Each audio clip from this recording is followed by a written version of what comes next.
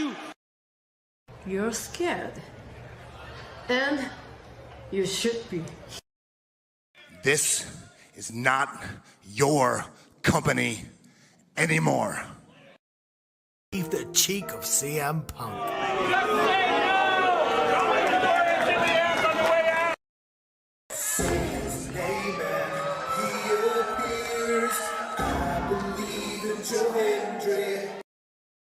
Out. Combo move. This is what they've been doing. Hey, McAfee. Everyone shut the up and sit down! We got a mom in the front row who taught her daughter how to suck dick. I'm Mina Shirakawa. I used to be a model. I want to put on a big show. And that's the bottom line, because Stone Cold said so. What is going on, everybody? Welcome once again to the Saturday Shenanigans, hosted by yours truly, the Renegade J.J. Williams. Hi, guys. Hi, guys. CM Punk drama bullshit to the side. I still consider Hangman the worst AEW champion they've had. First of all, we're going to bring in Walter Cruz. I said that as a joke when, what's his name, did his promo Monday. He said, I'm from a prestige university. I said he majored in Steiner, man. We've got the He-Man, James Hebert, in the house. I do really cool and dumb things on the internet. Right. A lot of shit going on here. A lot of fucking crazy ass shit. Where is Noah JD? Well, say his name and he appears, because we believe in Noah Foster. Fuck is this intro? It is one of those things where as fans we do have these desires of what we want to see, but sometimes you can't always get what you want, and there are reasons you truly don't get what you want. I wouldn't even listen to this in Grand Theft Auto San Andreas. What the fuck is this shit? God, rapid whack.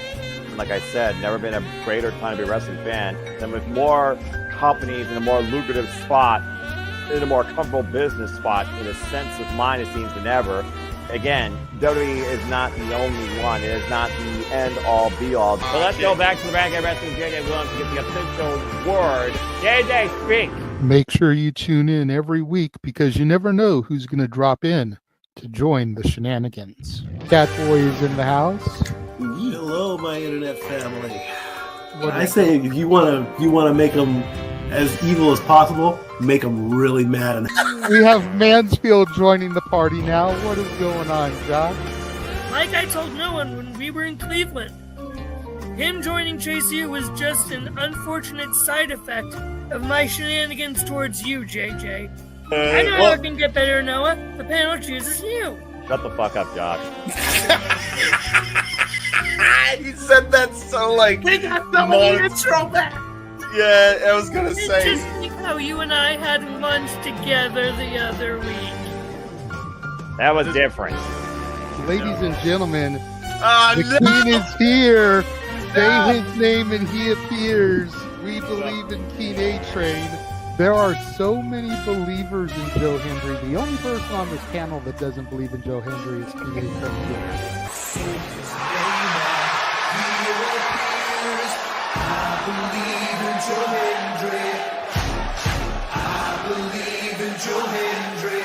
Tell the world why you do not believe in Joe Hendry.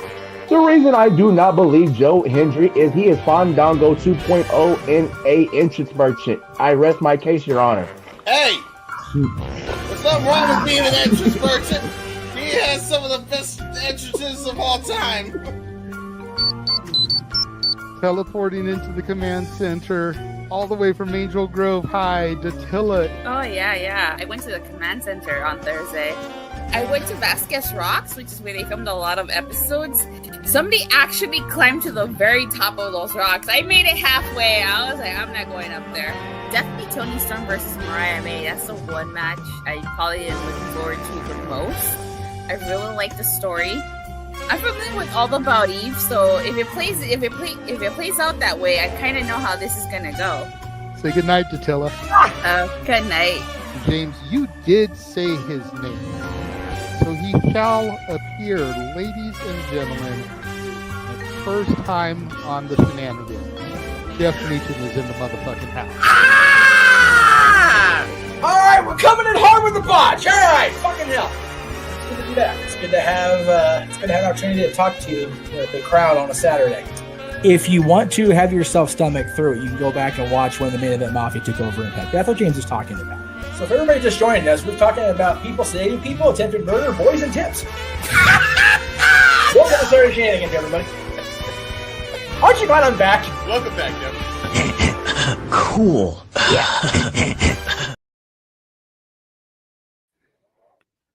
What is going on, everybody, and welcome to another brand new installment of the Saturday Shenanigans here on the Simply Reliable Studios brand of channels. I am, of course, your host and moderator, the Renegade of Wrestling, JJ Williams. Good to see everybody filtering in. I'm going to waste no time. We're going to start bringing in our panel of misfits. You know, it's getting close to be that time of year, so I think you really could call us the Island of Misfit Toys. First person we're going to bring in, and I'm not sure if he's entirely ready. Jeff? Jeff? Whoa. Hi. How are you? Must have been the Mercedes Monet match that put you to sleep. As always, you know how you do. Anyway, I didn't plan this very well. This headset's not. There we go. Hi. Okay. Anyway, how you doing? Yes, am in bed sick, not feeling all that happy, but I had to be part of the Shenanigans because I enjoyed the Shenanigans, and I was at a hockey game early enough where I could be part of the Shenanigans, and I watched the coverage of Full Gear. I didn't want to pay for Full Gear because I knew better. So you know, I watched our coverage. It sounded like it was worth $50. I used one of those streams. But I had our team doing commentary because right. Excalibur. Because Excalibur, hey, he's a Hall of Famer, and I absolutely agree with you. Anyway, the only Excalibur worth anything is that sword that was stuck in the stone all those years ago. That's right. Even the hotel kind of is what it is now in Vegas. No more Nitro Real, so it's really worth going up there.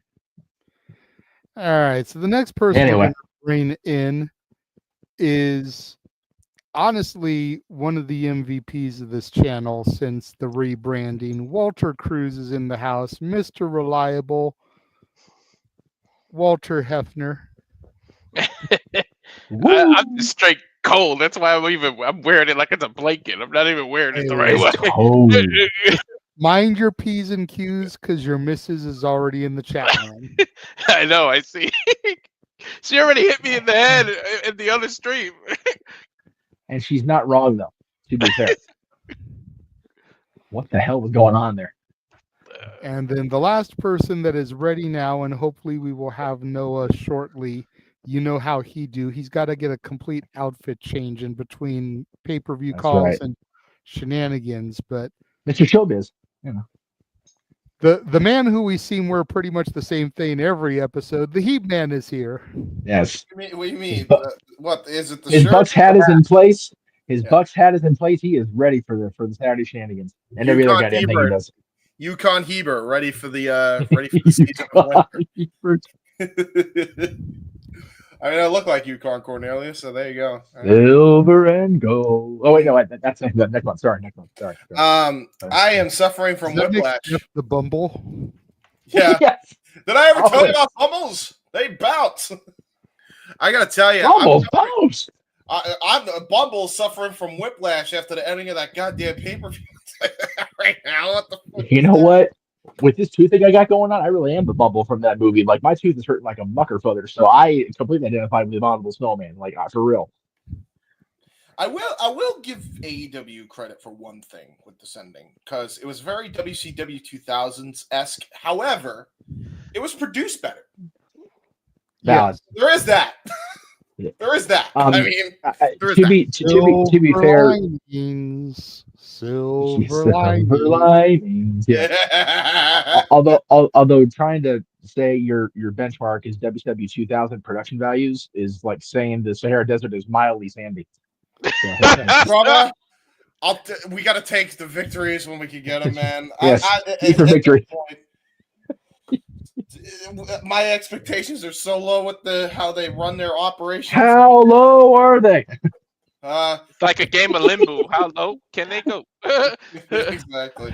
Don't do that. Don't go lower. Well, yeah. Well, yes, James Holmes had a heart attack on the air. I do want to wait until Noah gets here before we get too deep into things. Yes. Because the first topic is going to be, Full Gear Fallout. Yeah. So him having been on the call, kind of want his final thoughts on everything. Yeah, it's a simple take because there's nothing simple about that damn show, so we might as well get it done now. Right? It was the main event that was definitely not simple. The rest of the show was actually pretty good. But you knew the main event was going to be bad shit. So it's you got Orange Cassidy who knew he actually bled tomato juice rather than orange juice. I didn't know that was a thing. Yeah. So now we know. And as you always say, no one's half the battle. I know people that used to bleed mild sauce from Taco Bell. What? Is it safe to say that he was beat to a bloody pulp? Wait, are you talking about? Yes. Wait, are you talking about Alex Zane there, JJ? No. Because Alex Zane. No, I'm talking about LBWA. LBWA. Yeah. Well, him and Alex Zane might be good friends because they like Taco Bell. Because none of us were stupid enough to actually blade ourselves. Yeah. And there was a Taco Bell that was diagonal from where we used to wrestle. So we'd go over to Taco Bell, grab lunch before we wrestled, pick up a few extra hot sauces, keep them in our pocket, and then when needed to bleed, pop open the sauce, drag it across our forehead real quick so it looked, bloody. Like you bladed. Wait, is it red? I thought it was orange, the mild sauce. No, it's red. It's red. It's red. It's red. I call false advertising because that shit's in an orange packet. So already we've revealed that the LBWA folks decided to use Taco Bell sauce for blood, and in case they were, already not dangerous enough in the park where they could have got legitimate scratches, now we're just rubbing hot sauce in it. So let's just fuck around and find out. I mean, really, Jesus. We used to wrestle on near baseball fields and use the little cage for the baseball. Oh hell yeah, dude! Yeah. Hey, get your cage match gimmick again. Come on, man. Exactly. Oh, a cage match. That's okay. Well, cage match wasn't a rating system back then; it was an actual gimmick match. Neither are good now. Anyway, but hell, for a ladder, actually accurate. Yes. Big ups to Bruce. We love you, Bruce. Hi, Bruce. Yeah. Bruce, if you've seen old COTS episodes back in the archives, deep in the vault, deeper in the vault than the WWE vault as the Iron Stars here in Sunday tomorrow. There you go. Yeah, true. Yeah. That's how deep that shit goes. I love that they've used. I don't know if you guys have seen on YouTube. They are advertising. They're going to run the entire 1990 Survivor Series show, and in the place of the Coliseum logo, they've got the WWE Vault logo in the same typeface. It's hysterical to look at if you're an old school fan. Nice. Great shit. It's just a nice little touch by the WWE folks. Good shit, pal. You know what? I kind of want to wait for Noah for my stuff, but you just reminded me about it, so he can react later. That way we can keep this trouble going. I have to sit here and just bullshit. So that's fair. And for the people in the chat room, pay attention to the ticker. We do have a couple of things we're going to be discussing tonight, but it's more or less an open forum for y'all. Suggest your topics in the chats. If they're good, we'll start them and discuss them. If you want to make sure we discuss your topic, super chat. Simple as that. Or PayPal. Yes. Or PayPal. Yeah. It's all in the description. And I've been trying to plan my full-time return. I've been talking about it off and on, and I wanted to make it for New Year's Eve, New Year's Day, whatever the case may be, depending on what day they fell. And New Year's Eve is on a Monday. So I figured, okay, I'll just do the Jeff Meacham Network anniversary show at that point. The New Year's Eve special. But I'm not calling it the anniversary. I'm calling it the New Year's Eve special because I've been off for 5 months. So I've been trying to book different things and trying to get things finalized, confirmed, and everything squared away. I've now got 3 segments already set. So I wanted to make sure I get the plugs out at the top of the show in case my voice gave out, because I don't have the Rona, thankfully, for Thanksgiving, but I am got a little something. So in case I get fatigued, I wanted to get the plugs in now, and at JJ's approval, I'm going to do that now. First of all, and makes perfect sense. I felt like I was catching a little something late last week, or technically earlier this week. So it's definitely 'tis the season. It's going around. Yes. Go ahead, sir. Just thankful it's not the Rona, because that would fuck up a lot of people, including people at the hockey game today. That would have been a lot of phone calls I had to make today, and it wouldn't have been a happy situation. So that would have been ironic because of Aaron last year. Right? Considering yesterday was his birthday. Again, video shout out to Aaron. I was on there yesterday, so big ups to the boss man. Now, yes. First, thank you, Chris. Appreciate you. Well, I'm going to get a lot better, especially come New Year's Eve. So first of all, I already have a musical guest booked. I'm so happy that I get to showcase the music of one of my dear friends singing her hit song that came out earlier this year, Till the Clock Strikes. Ariel Belvaler is going to be joining us on the New Year's Eve show, so I get to showcase her talents. I think she's one of the best people you haven't heard of yet around the world, but I think that's going to change soon. She's actually in New York right now at the New World Stages doing Drag the Musical and having a blast off Broadway with a lot of friends. So I'm looking forward to showcasing that song on New Year's Eve. There you go. Definitely I got better than anything that Ryan Seacrest presents. That's another reason why I kind of want to do New Year's Eve, because I'm sick of having to choose between Seacrest's attempts at being Dick Clark. There's nobody that's Dick Clark on New Year's Eve. No, absolutely, and that's kind of been a tradition for us anyway. It's more or less been your anniversary, but it's been something that all of us have done the last few years. We all get together. James puts together the highlight packages. Yes. Which I'd get started on that now, James. Now that you don't have to worry about your uncle's documentary. Well, because we're gonna need an open mic night reel, a Shenanigans reel. Yeah. And then I'd like if you could go through the pay-per-views and pull some shit from the pay-per-view calls. Yes. For a highlight reel. Shit like tonight when I was in the chat room talking about more people win matches via count out than via Blue Thunderbomb, and Noah had the nerve to tell me to shut the fuck up. Yes, indeed. And then remind you of Chase U. That was just a low blow. Yeah, that was mean. That was rare Noah Foster straight mean. My goodness. No. Yeah, I am sick, but I kind of had a half idea if I was going to do. I'm not doing music this week. I want to make sure I rest for Thanksgiving. But if I were to do music, I was definitely going to talking about. One of the things I was going to talk about was definitely the quality in the podcasts outside of the Step Up Studios and how it's gone down, at least in my opinion, in recent weeks. So we'll do that after Thanksgiving. The second segment I'm going to plug is going to purposely trigger people because I'm a dickhead like that. Projections 2025 and what is in store over the next 12 months in wrestling on the Jeff Meacham Network here within the Simple Rival Studios. So it's Projections 2025. And yes, I typed it like that just to be that guy. Just because I wanted to trigger people and I'm just doing it like that. Now, the third thing, before you continue, let's go ahead and bring the simple man with the spectacular voice into the studio. Howdy. Hello. Yeah. So no, I don't know how much you saw the plugs. Whatever I end up doing New Year's Eve, whether it's collaborating with you guys or just my anniversary show in general, where it's going to be New Year's Eve. My buddy Ariel Belvaler is going to be singing her song "Till the Clock Strikes," and there's that, and then Projection 2025, not Project 2025. What's in the store for the next 12 months? Wrestling on this channel, all the things. The biggest thing though, I was able to book that nobody but JJ right now knows about. Because he's the producer and he had to have the image, and I can't share screen because my computer sucks. For the anniversary of my channel and everything we're doing here, there will be a congratulatory phone call from somebody that up until recently I had no chance in hell of contacting.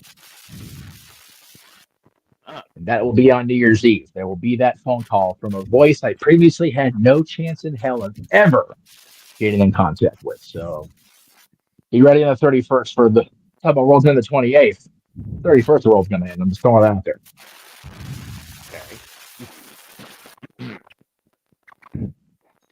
And just to catch Noah up, the reason Jeff is doing these shills now is because he's a little bit under the weather. So if his voice starts to go out or he gets too fatigued, he wanted to make sure he got them in before he had to dip. Right, exactly. All right. So now that that is done, let's get down to business. No, we're not going to defeat any Huns. Just like Orange Cassidy couldn't defeat a Death Rider. But correct me if I am wrong, Noah. But out of all the matches that we officially predicted tonight, I had a clean sweep, did I not? You very well might have. I have to check the form because I think you were pretty much on the ball, except for I thought you did say Hangman, but I have to double check the form because the forms, of course, are official. I would have to check the form because I don't know off the top of my head. The forms that I have, because it always sends it to me also, shows Jay White. Then yeah, I think you went clean.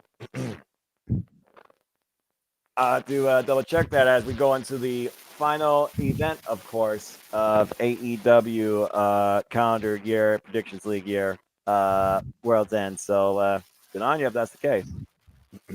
Jay White beat Hangman? Yeah. Blade Runner, just like that. Yes. Good. Fuck Hangman Page. Carry on. That's how I feel, but. So, Full Gear obviously just ended. Oofa. Oofa's right. I want to get everybody's final thoughts. Those that saw the show, those that just watched our coverage of the show, those that watched those type of streams to watch the show and follow along. And we'll go ahead and we'll start with Noah because I know he holds AEW in the highest regard out of everybody here on the panel. Yeah. I don't know. That's true. What Everybody. out of the people on the panel, yeah, I'd say that's pretty true because me and James, I feel, have completely lost the passion for AEW. And Walter and Jeff are just kind of like, meh. If it's on, it's on. If it's not, I'm not missing nothing. Yeah, fair enough. So, as AEW's biggest cheerleader on the show, and a man who traditionally holds Full Gear as their best show of the year, what did you think?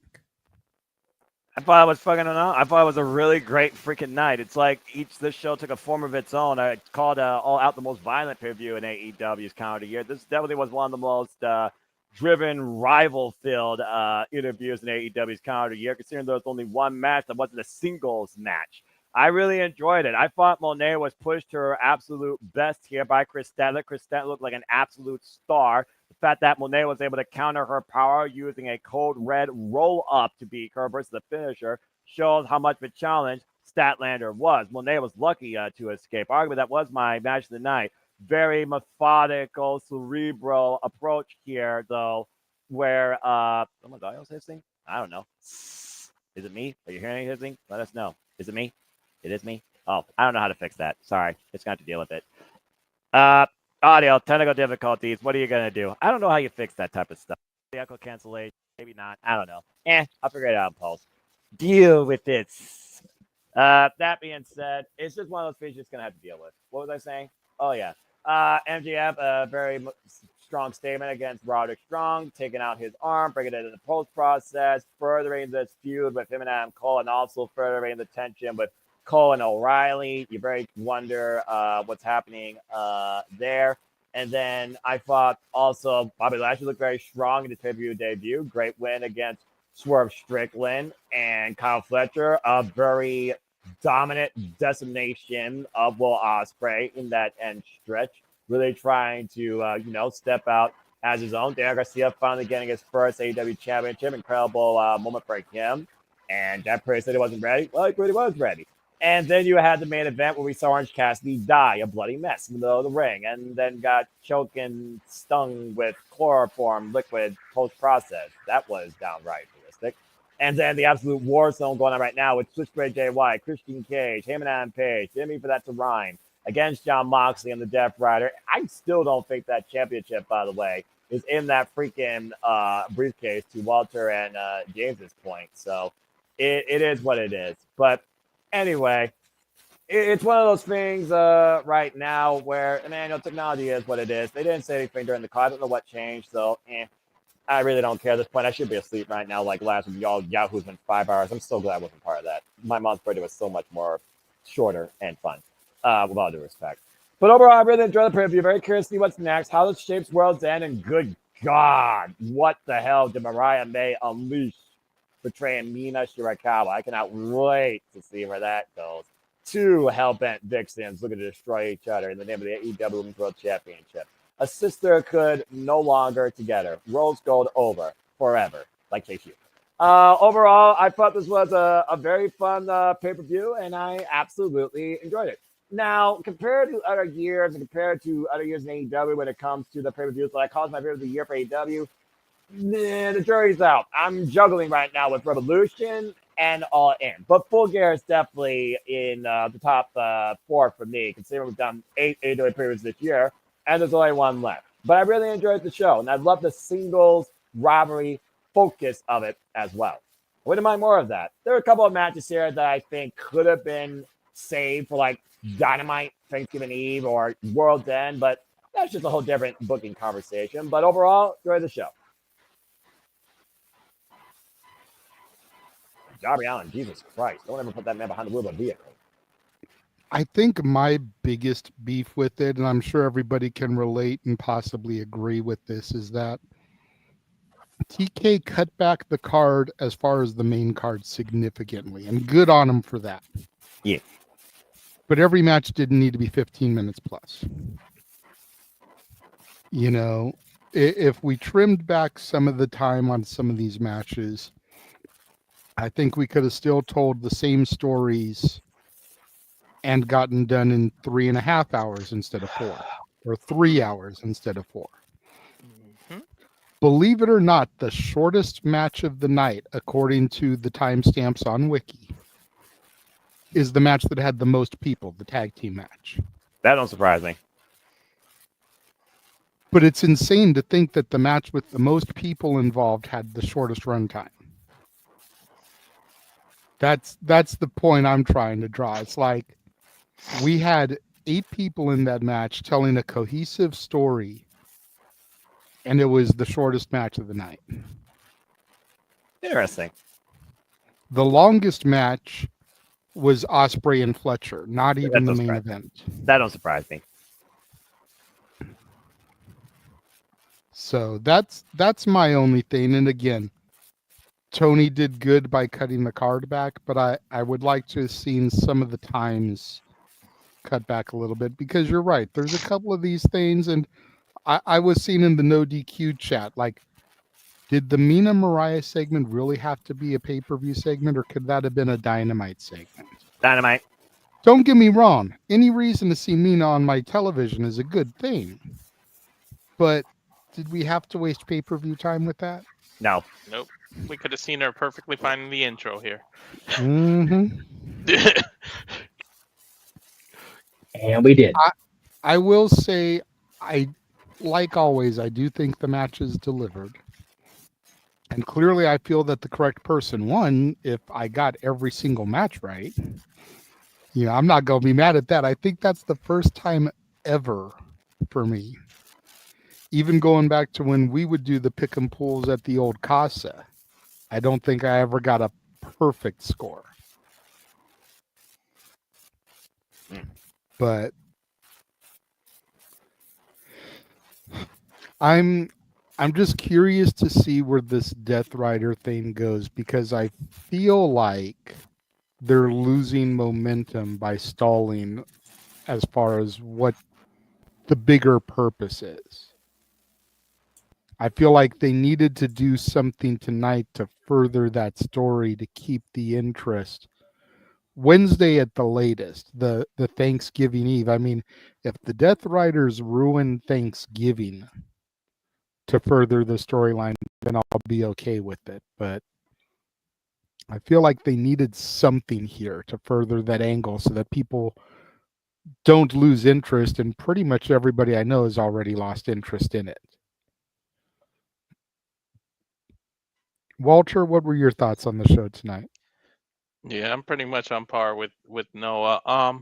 Believe it or not, as much as I shit on Mercedes and as much as I hate watching her matches and her whole character in AEW, she really surprised me, and she put on what could have stole the match of the night. Her and everything they did, and she did it on her own, no less. Like, yep, yeah, there was no outside interference. There was no nothing. I mean, granted, she attacked the knee, but that's strategy. Like, she bit the knee. She did everything you need to do in desperation to win a match. So I gotta give her props. And then Bobby Lashley just looked freaking like a beast out there, even more than he usually does. To do that to Swerve, a former AEW champion, like, yeah, Swerve got his moments in, but pretty much Bobby Lashley came to destroy and conquer, and that he did. He came to hurt.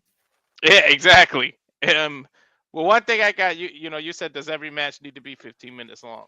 Does every match need to damn beat the 10 count at 9.9999 seconds? Literally, I think Moxley was the only match that didn't do that. Like, literally every other match did it. The 9.9999 thing where they get inside the ring at the last second. Like, we don't need that in every match. Much like you said, we don't need every match to be 15 minutes. But that's my only drive. And then the ending was just, what the F was that? Like, seriously. Like, I already couldn't take Cassidy seriously, but then at some points, freaking James got scared. It was like, no, please don't tell me he's about to get the 3. That was like, I love the fact that he hilarious actually got shit. scared, because that just added so much to it. That was hilarious. And I gotta admit, there was a couple matches where the false finishes got me. Like the Ospreay thing, like a couple of they actually used that pretty well. Like, we know everybody kicks out of everything. It's a running AEW joke, haha. But yeah, like, some of them really freaking got me. I was like, holy shit, they're gonna pull it off, and then whatever. And then, like, when Christian came out, I kind of knew he was taking too damn long. I was like, something's gonna happen, because he's milking the hell out of it. Like, he's milking it more than a dairy farmer here. He's taking way too damn long. So I knew something was happening. And the fact that what the hell? Why can't I think of his name right now? Switchblade came out and still was, nursing his ankle. And so did Adam, for that matter. They were still selling their leg injuries. At least they didn't forget that. Like, 2 hours later, we don't need to sell this shit anymore. At least they actually kept that going. So overall, it's a hell of a pay-per-view. We still got a couple more or one more left. So I can't really say pay-per-view of the year until I kind of refresh my memory, go over our watch-alongs to kind of think of it, because I don't like to say that right after pay-per-view, because you suffer from that recency bias. So yeah, you really got to review it. Plus, I can barely remember yesterday. You want me to go all the way back to January? Shit, I smoked too much weed for that shit. At least you admit it. Yeah. Some people can't admit their faults. But yeah, I think one of the highlights for me was James pointing out that the Beast Mordos' name is Frank. Oh yeah. Yep. That's legitimate. That's canon. And he wouldn't stop saying it. That's canon. His name is Frank. Which inspired me to take the Jeff Meacham approach. Just call me Frank. Just call me Frank. Luis Mordos, his government name is Frank. I do got to shout out. I gotta tell my dad that now, so that's good. I do got to shout out the 0 Hour. For as goofy as that main event, the 0 Hour was first, I was here for it. Like, it was hilarious to me. And the fact that the kids get to shine, it's all about the kids. They have a memory that'll last a freaking lifetime now. They'll tell their grandkids the story, like, and show them video proof, you know? Like, so, like, you got to love it for that. Sometimes goofiness is what that you was need. the match I was looking forward to the most because of how they built this show or lack thereof. I'm telling you though, at World's End, we need the Rizzler versus the Diddler. It needs to happen. That was so bad. Oh my god! I know it went off screen. I'm not surprised.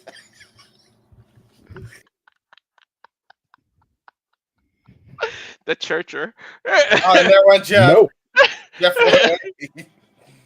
The thing that pissed me off. No, I come back.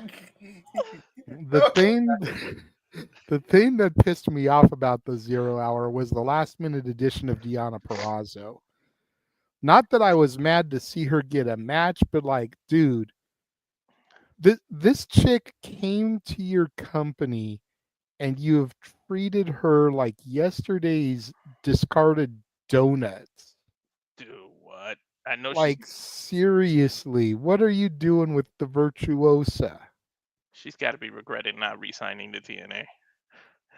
Or coming to the E. Yeah. Noah, is it just me, or are they mistreating the Virtuosa?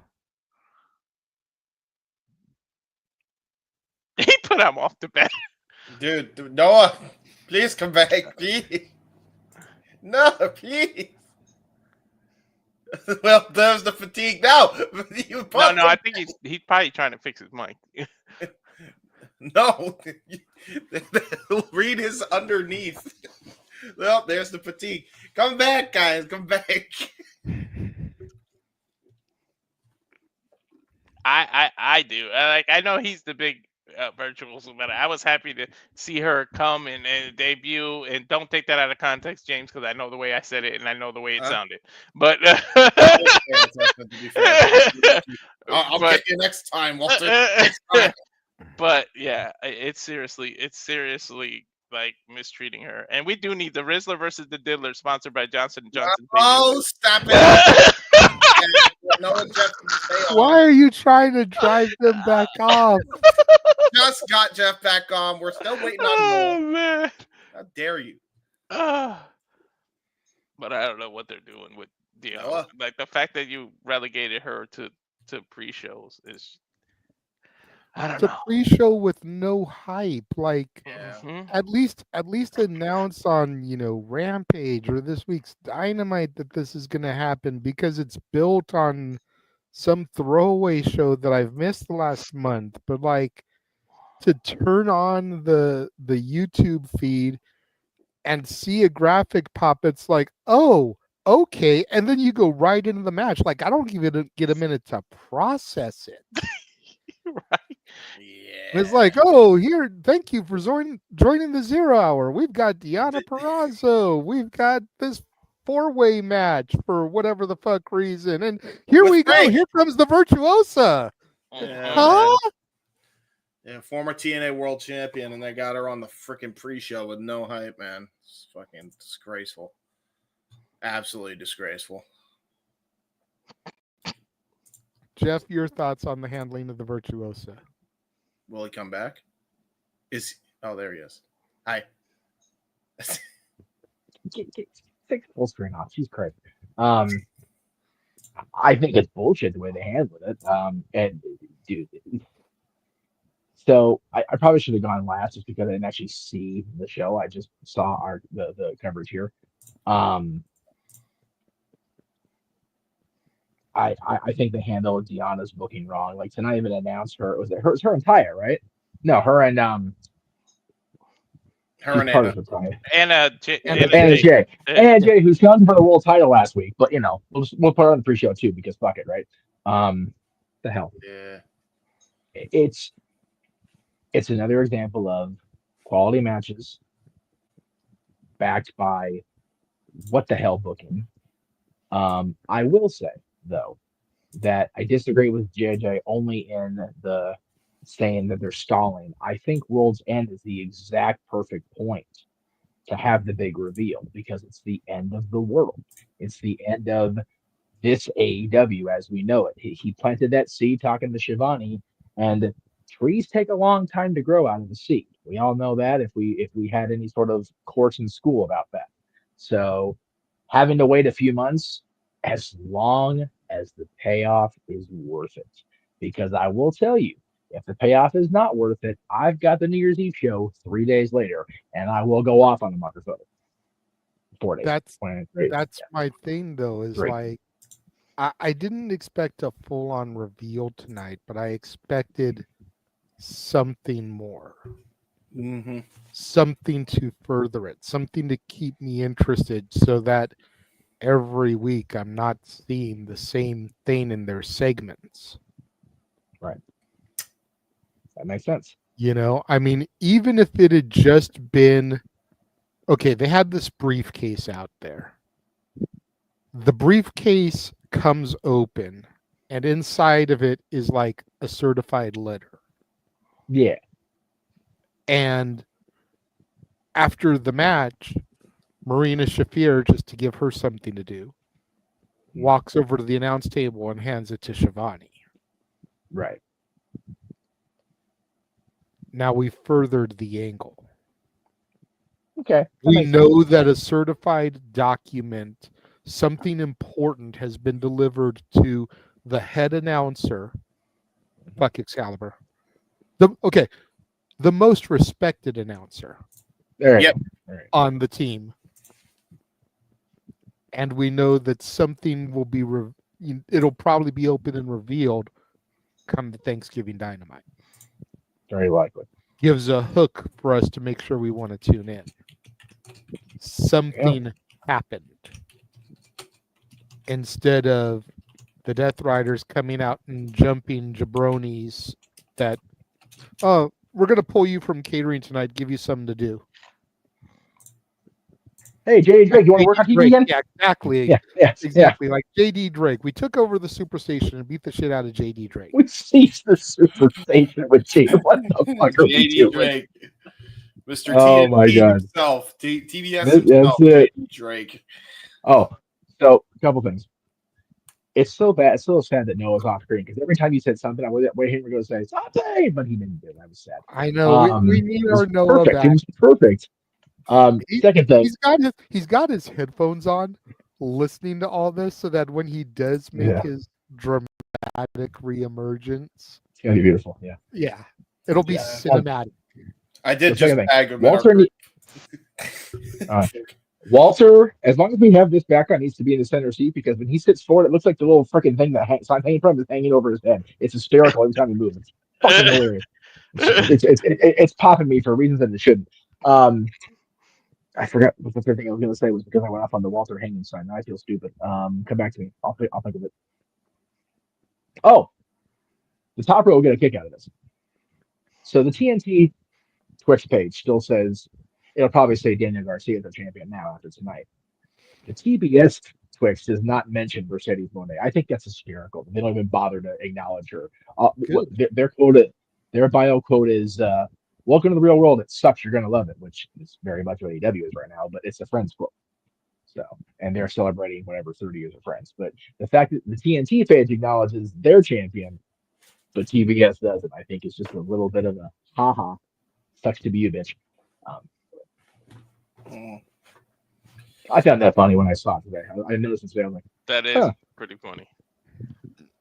All right, James, go ahead and bring us home on Full Gear thoughts. I am finally calmed down from the whiplash that I suffered throughout the show. Jesus Christ. There was a lot that happened towards the end. There was, and I know you got to enjoy doing your nope gimmick because Jack Perry, you weren't the lead announcer for a change. Right. Yes. And he lost, which is brilliant. Yes, thank you. About damn time. Yes. It was long enough. It sucks when he loses the title. Life, that bitch went down. Yes. Go ahead. Sorry. Yeah, so I'm happy that he lost. A lot of people are like, oh no, Stone Cold, Daniel Garcia. So I'm like, whatever. Anything was better than Jack Off Perry. So yes, it was an improvement. I'm happy about that. I think the best match of the night, honest to God, was probably Will Ospreay, Kyle Fletcher, because those two just fucking killed each other and actually did a write-off angle, which made sense for once. Yeah, no. It was very good. Although I don't know if we need more of their biggest stars, with a write-off angle and not being on the show. I think that's part of the Death Riders thing, long term. Orange is gone, in theory. I mean, he got chloroformed with blood, so there is that. Will's written off again. Darby's in and out. Max is just another guy. He's not even the big star anymore. That just chaps my ass to no end. Dude, I'm so annoyed. I'm so annoyed by it.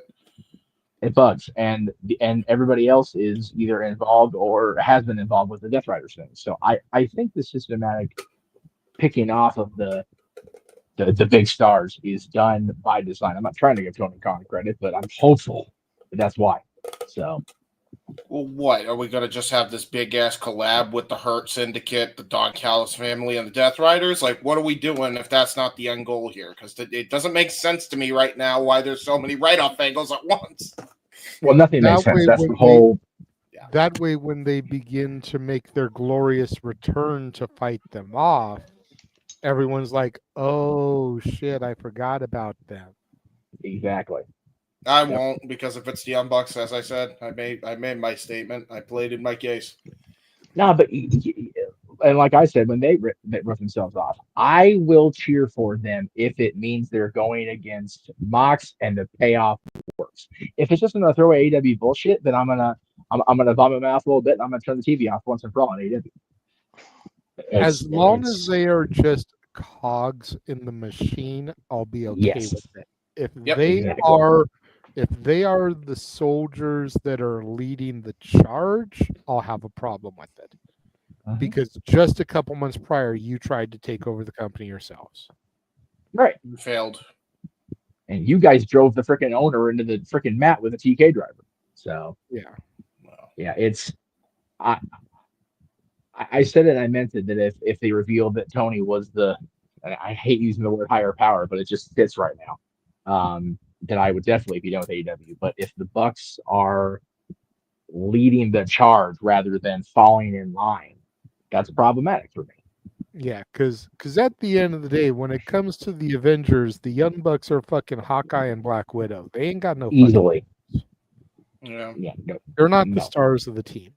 Nope. No. And I really don't want to see Matt or Nick in one of those Black Widow jumpsuits. No, I don't either. If you've got Omega, if you've got MJF, if you've got, fucking Orange Cassidy, if you've got Sammy Guevara, if you've got Darby, that way you've got the pillars as the forefront fighting this off. Omega, Page, the Bucks, then I can maybe get with the thing. Yeah, Ospreay too. Yeah. And Kenny's promoting Joe Wrestle Dynasty rather than anything in December. So, well, yeah, that you can go to James's 3.5 hour video to watch about part 2 of the All Elite Children. Kenny Omega talking about AEW doesn't need me. Yes. Let me see here. I smell a bullshit. A bullshit. A bullshit. A bullshit. I agree. Going more in depth on how that is a bullshit, because I he even believes in his own shit right now. I think he was just being political. I love how a little kid says it like I spell it. It pops me. It just does. Like the moment I read that quote, I said, "What the fuck?" Right. Yeah. Okay. All the clips are coming out tonight. Okay, here we go. Hey, you know what? I had to work my daughter in somehow. That's right. And she'd probably agree, honestly, because it is what the fuck. AEW this whole year of booking is what the fuck. Like, Oh yeah, yeah, yeah. Right. Well, AJ is okay. the only one that gets to involve their kids. That's right. Damn. So Damn. really quickly, I'm a try again, Noah. Do you have anything to add to or respond to any of our critiques or criticisms about the show, especially when it comes to your virtuosa? Long may she fucking reign. Did he legit fall asleep? Dun, dun, dun, dun, dun, dun, dun. Dun, dun, dun, dun, dun, dun, dun, dun, dun, dun, dun. I swear he's trolling us and he's loving every minute of it. Dun, dun, dun, dun, dun. Bong bong. No, God! Oh my God! With that, geez. The extended version. That's it. Remix. Oh,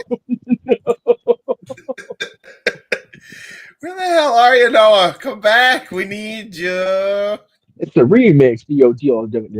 Whatever. Anyway, Why are you waking Why me are up? we waking him from his 10-minute nap? Yeah, in the chat, in the fucking group chat. That's how you know he's here. He's around. There he is. Come he's the on, best Noah. around. This is grade A trolling. Noah. Serious.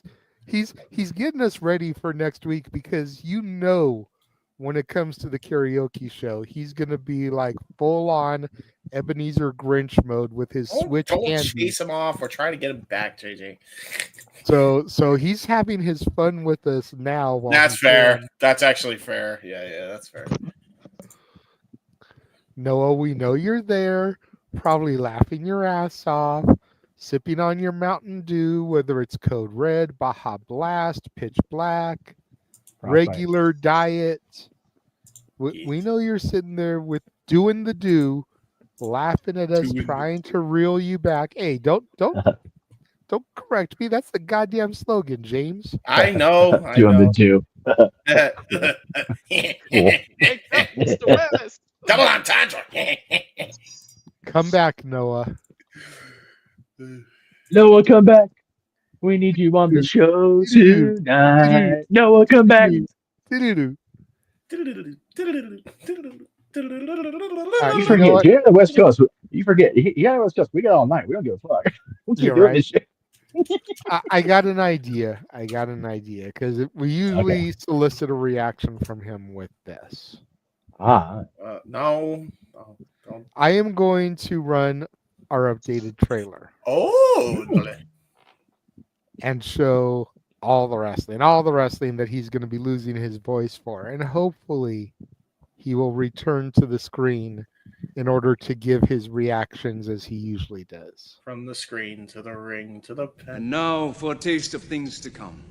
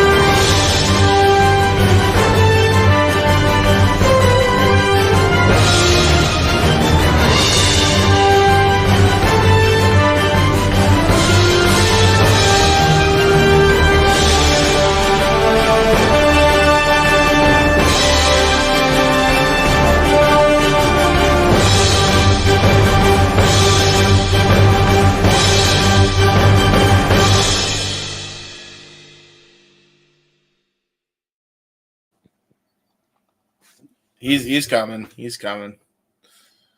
Just check the chat.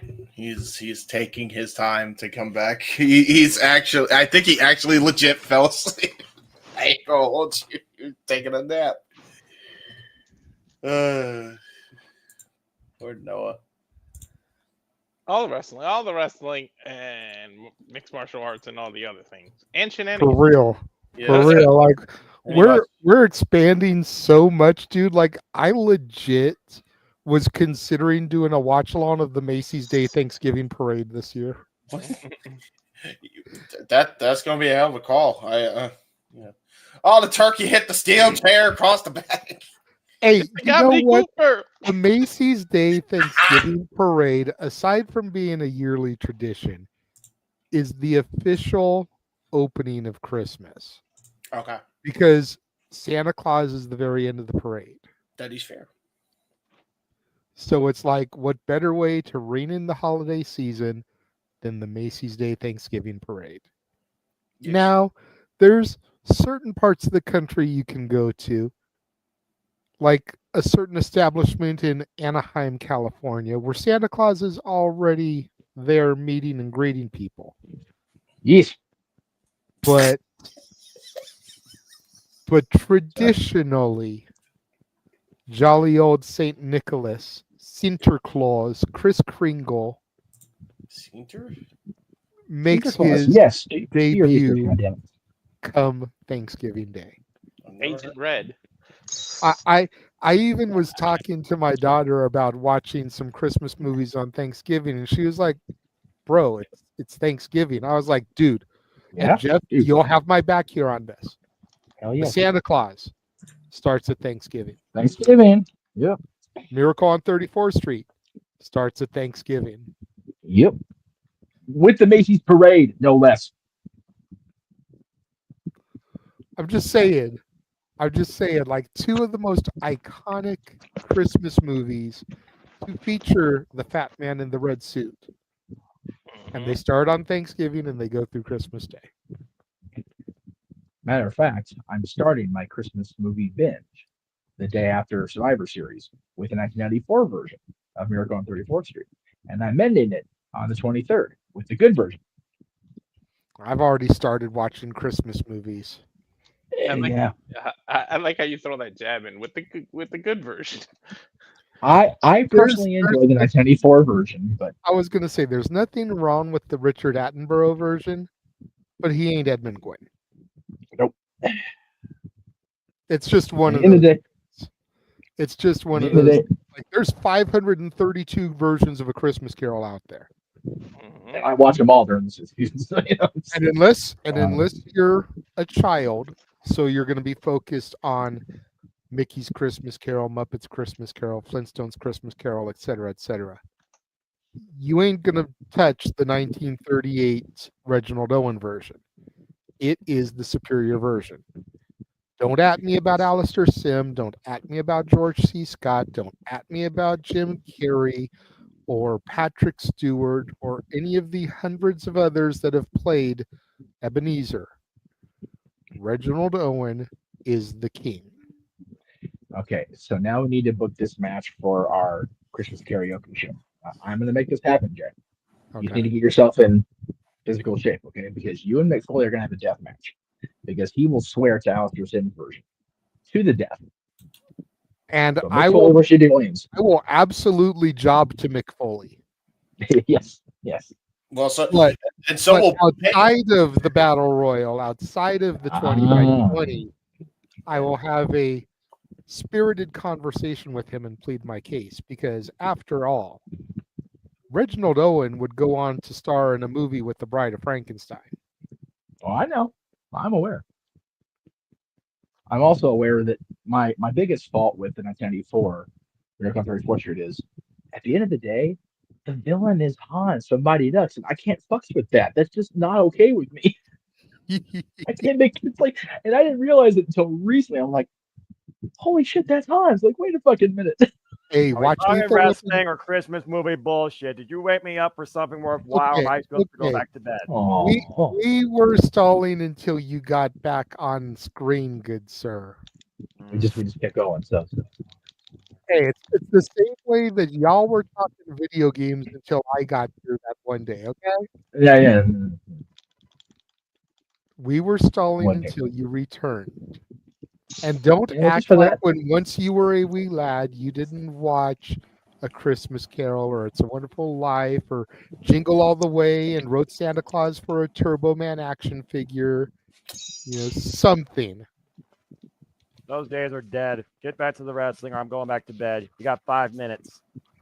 Okay, well, we were coming back to you as far as the Full Gear topic because we wanted to know if you had any kind of rebuttal to anything we said or your thoughts on how they booked Deonna Purrazzo at the last minute. And then we will move on to the next topic. It's one of those things where I'm not exactly sure what that was about. I know that they were picking up something from 2 weeks ago based on what I saw on Rampage, but I'm not sure if it's going to a tag field. We're waiting for Tamel to return, get Tamel and AJ versus Taya Valkyrie and Deonna Purrazzo if the family's going to expand. But it was a very unique last-minute situation. But kudos to Anna Jay bouncing back from her trilogy from the glamour. Mariah May. And again, caught in her own devices as submission assist sometimes. Hyperextending on the Fujiwara armbar, using the shoulders momentum to her advantage, and pinning the Virtuoso for a 3 count. This thing's far from over with the Vendetta as far as I'm concerned, but it is a unique booking choice. But it's a sub story in the women's division, so I'll take it. At least it's giving more women something to do. But it's also one of those things where it's like, hey, they were booked for something, so there you go. At the end of the day, I'm not a booker. At the end of the day, a worker just wants some sort of actual role. So as long as they have a role, I don't see a reason to complain. Do I want more for them? Absolutely. But right now, the glamour is going to be dealing with her own hell-bent nightmare she created in a broken-hearted Mina Shirakawa. And then we'll deal with where the vendetta goes from here. Whether or not Tamela joins her, someone else comes in the fray. Hikaru Shida loses confidence, goes here. We get Shida versus Statlander. Camille finally breaks her silence more than one word and drop Monet on her head with a 3-point stance spear. There's stuff developing in this women's division. It's just a matter what develops first. And what I do know is going to develop for sure is the 4-way for the Ring of Honor spot at Wrestle Dynasty between Billy Starks, Legit Later Hirsch, Red Velvet, and Athena. And hopefully that leads to Billy Starks versus Athena at Final Battle. But time will tell. But as far as your question about the Virtuosa, long may she fucking reign. As long as I see her on my screen, I'm not going to complain. There definitely should be more done with her, but based on where AEW stands for the women's division, you kind of got to figure out a place. So her and Anna Jay as a narrative, I'll take it. And looks like I got 2 of those 4 Ring of Honor women correct instead of just 1. If I had remembered or even known that Red Velvet was the television champion, I probably would have thrown her in there too, which would have given me 3. I would have taken out Mercedes Martinez. Ah, got you. Yeah. You forgot you had the title. That makes sense. I don't really watch Ring of Honor, and their pay-per-views are so sporadic that it's like that's the only time I really keep up with anything. So there's like 3 pay-per-views a year in Ring of Honor, and of course they're going back to the spiritual home of Ring of Honor, the Hammerstein Ballroom for Final Battle, and I'm expecting a Final Battle for the Ring of Honor Women's World Championship, if nothing else. Dude, they've got to book it where Billy and Athena cross each other in the qualifying match, and that leads to that leads to Final Battle. That shit books itself. I would do the Fatal 4-way at Final Battle. Personally, I would do that. That way you can stream the title matches for TV, making the TV more must-see.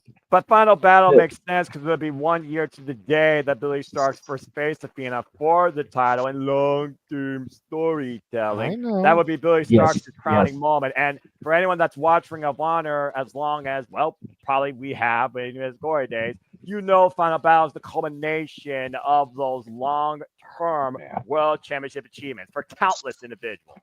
No, I totally get that, and under normal circumstances, that would make perfect sense. But with this Wrestle Dynasty match having been announced, like, if I had the book, I'd make at World's End be the qualifier for the AEW person, and Final Battle be the qualifier for the Ring of Honor person. because you know people are going to tune into those pay-per-views in order to watch them, then that generates hype for Wrestle Dynasty to try to get people to buy in for that because they've seen the matches where two of the people have tuned in. We know by looking at the numbers across all metrics that the television product ain't the way to do it. Look at the attendance tonight. They looked like they had a sold-out venue, unlike any other time in the month. You want the eyes to be on that to generate the hype for the first ever Wrestle Dynasty. And I don't know what big shows are coming up for CMLL or Stardom, aside from the Stardom show that's what, the second or the third that we're doing? It's the third, but it wouldn't surprise me to do the 4-way at Dream Kingdom, which concludes before the end of the year. And the only match official right now is Saya Kamatani versus Ten Nakano for the World of Stardom Championship. CMLL already announced their 4-way. I think for their I'm horrible with names. I can't figure the name of the show, but they announced their 4-way, including with the former Zusius, that Roba Stephanie Valkyrie, who I think is the CMLL Women's World champion, along with a couple of others that I think were in that CMLL Women's World Cup that Willow Nightingale and Red Velvet were in. So it's just a matter if Stardom announces it for Dream Kingdom or, to your point, the show Stardom Gateway. I don't know if it actually has a name, actually, now that I think about it. But yeah, that I don't think it does. Yeah, January not 3rd. yet. But the point is I would do those matches at pay-per-view. More eyes on the pay-per-view product. I get that. I get that. Is Ring of Honor included in the Wrestle Dynasty graphic? Yeah. Yes. It's going to be a fatal 4-way: AEW, Ring of Honor, CMLL, and Stardom. Oh, so okay, so each of the 4 qualifiers are going to fight at Wrestle Dynasty. Right, but it's going to be a fatal 4-way within the company to see who's going to represent the company in Wrestle Dynasty. Yeah, okay, so that's why I say World's way. End, Final Battle, whatever CMLL's got, whatever Stardom's got, as far as pay-per-views to push Wrestle Dynasty. The reason I was asking is because if Ring of Honor in any capacity, and it is including Wrestle Dynasty, then yeah, do Athena and Billy then. Do Athena and Billy Wrestle Dynasty. That way it's not in Ring of Honor pay-per-view necessarily, but you've got Ring of Honor presence more than just that one match. I mean, yeah, I could see that. I mean, the Ring of Honor Championship has been defended at Wrestle Kingdom in the past. Kyle Riley, Adam Cole, for example. There you go.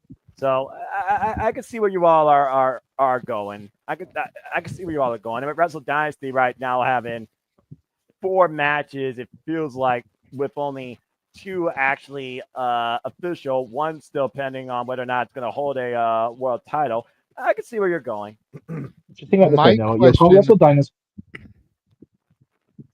My question is will this end up making Wrestle Dynasty more important than Forbidden Door? That question. I don't know, but there is more representation there overall. That's what I'm thinking. Is we're getting 4 companies in that one match. Plus, you figure it's going to have New Japan represented as well. Well, it's the fallout of Wrestle. It's the follow-up of Wrestle Kingdom before they go to New Year's Dash. That's the fall of the entire Wrestle Kingdom event that defines the start of New Japan Pro Wrestling 2025, because New Year's Dash is January 6th. So I see what you're trying to do here. But again, only time will tell. The only thing we know right now as far as AEW goes is we got Selection Sunday coming up where we're going to learn our feel for the Continental Classic. Other than that, we know nothing. Well, we do know one other thing, though, as far as the Sim Rival Studio schedule of watch-alongs. As of now, January 7th, no one will sleep. Yeah. Before that, not so much. We'll see if we end up booking him for something else, you know. Well, we've got everything that first week leading up to Raw and Netflix. And then January 7th is nothing special. Wink, wink, look for NXT, but you know. Don't put it past Triple H and Shawn Michaels. Oh, Those couple of degenerates. That's another freaking CW-driven NXT censored bullshit dumbass channel nonsense. The reunion of Chase U. If I'm WWE and I'm making this huge thing for the Netflix premiere Raw at the Intuit Dome, I'm seeing maybe about doing NXT at the Forum or the Staples Center. Good for seeing one of those. I'll have to go. You know, it's I like can't afford the raw tickets. you're already going to be doing a huge event in the area. Like, capitalize. We'll see. I'm checking the King's schedule. They have a game on the 8th at Staples, not the 7th. Aha. Well, hang on. Lakers. Let me check the friggin' Lakers, bastards. Yeah, nobody Flying cares Lakers about that they the are. Lakers. Well, no, but if they're booked, they're already booked. They can't have a wrestling event the same day. It's on a freaking Tuesday. They're not going to do a doubleheader on Tuesday. Yeah, that's fair. Well, again, I guess like time will tell. But I get where JD's book is coming from. But again, I think they're still going to just do the freaking qualifier on like a Ring of Honor television go home, maybe to the final battle, and then you build into final. Because I think final battle, it would be interesting to have a story long thing where the 4-way starts off the night. Billy gets pissed, Billy confronts her, then she challenges her. You don't win, you never face me again. Put that in the main event. I just don't think they're going to do that for ROH, but I like your idea, JJ. Your idea has a lot of merit. As far as the AEW side, I don't even know how they're going to pick the 4 for that. And honestly, besides Chris Statlander, I'm not sure who to put in the other 3 spots at this point. Julia Hart's going to confront Jamie Hayter, it sounds like. The Nightingale just came back, and it sounds like her and Shafir might have a program. Trying to think. Well, you figure Ring of Honor has got the world and TV champions in there, so why wouldn't you have Mercedes and yeah, thank you. Isn't that sad? Isn't that sad? It is, because Mercedes has been on the pay-per-views and not the fucking world champion. Mm-hmm. Well, Mariah May actually was on the last one. She was on Wrestle Dream. They've been alternating, it seems, between the TV and the world titles. So I'll actually give them some sort of leniency on that. But again, we'll have to wait and see. I'm just ready for Thanksgiving Eve to see Ishii cut Jericho's chest open. Jesus. I like Islands. You look like you're frozen, Jeff, and I heard a sadistic laugh from you that's going to tell me that the Lakers aren't playing either. The Lakers are in Dallas on that day. So the Crypto.com arena is completely free. Completely free. I'm checking the form now to make sure. Well, I mean, the form doesn't really matter. I guess it's AEW's already booking the AEW's booking the crypto arena anyway. Yeah, the arena's completely free. Yeah, you don't know even what? call it that. I go there more than any y'all. Shut up! I'll do it. I have to say what I want to. Whatever. Yeah, CDC arena, fine. CDC arena, I can concede that. But yeah, the Lakers are on the road, and the Kings don't play till the next night. So maybe January 8th. No Dynamite. January 9th. January 9th. No one can sleep before Impact. There you go. We love you, Noah. I mean, I nap. I mean, I've napped like 5 different times a day with how long these days are anymore with the shorter, the longer nights. So, I mean, I get some sort of rest. Am I the only one that hates this time of year for the lack of daylight? It's just me. No. I hate it. Okay. That's what causes those winter depressions that they talk about.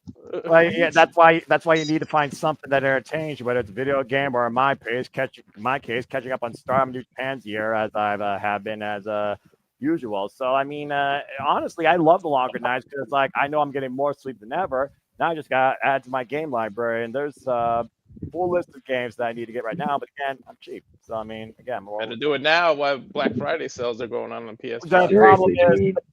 The problem is a lot of the games I want, they're literally brand new, so they're not going to go down anytime soon. No, especially Nintendo, and they're selling ass. Yeah, video games are brand new right now. The brand new greatest Bloodline shirt ever is brand new, so I can't use a discount code on it. Stupid WWE shop. Oh, the CM Punk belt is brand new, which is $700 freaking dollars. Dude, the fact that they built the Punk belt into the Cena spinner framework is just next level trolling. I love it. It's brilliant. People will buy anything, even if they don't have the I money know. to buy anything. Yeah, I definitely wouldn't buy that, but yeah, the new one says certified boost. It's a Sami Zayn shirt, but doesn't say Sammy's name on it. I'm like, oh, I can totally use my Rikishi claim and wear the shit out of that shirt. What's sad is I talk shit, but if I had the money, I would. Shit. Oh, I know you would. I still wouldn't. I got better things to do with $700 than buy some commodity like that. No.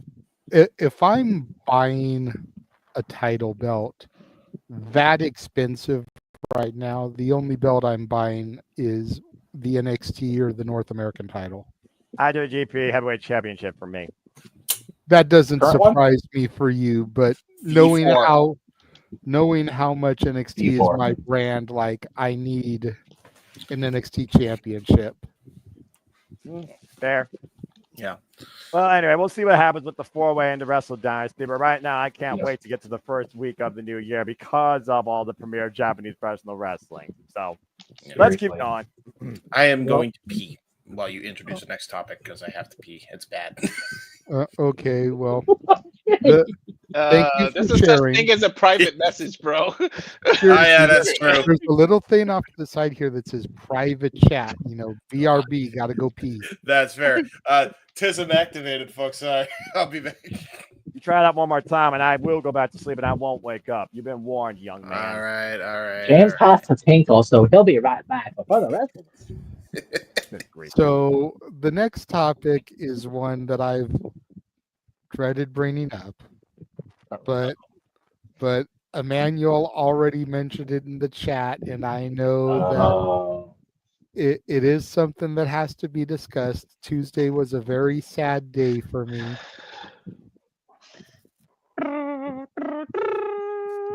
You kept that. I actually just went back in the chat and saved it so I could use it for this segment. Okay. But yes, we saw the demise of the most prestigious wrestling university, Chase U, on Tuesday night.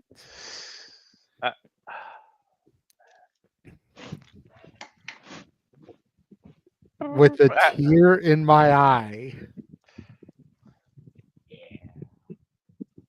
Noah, I'm gonna let you start the conversation on this one again because I know how much you were a fan of Chase University. Yes, that was said in sarcasm, y'all.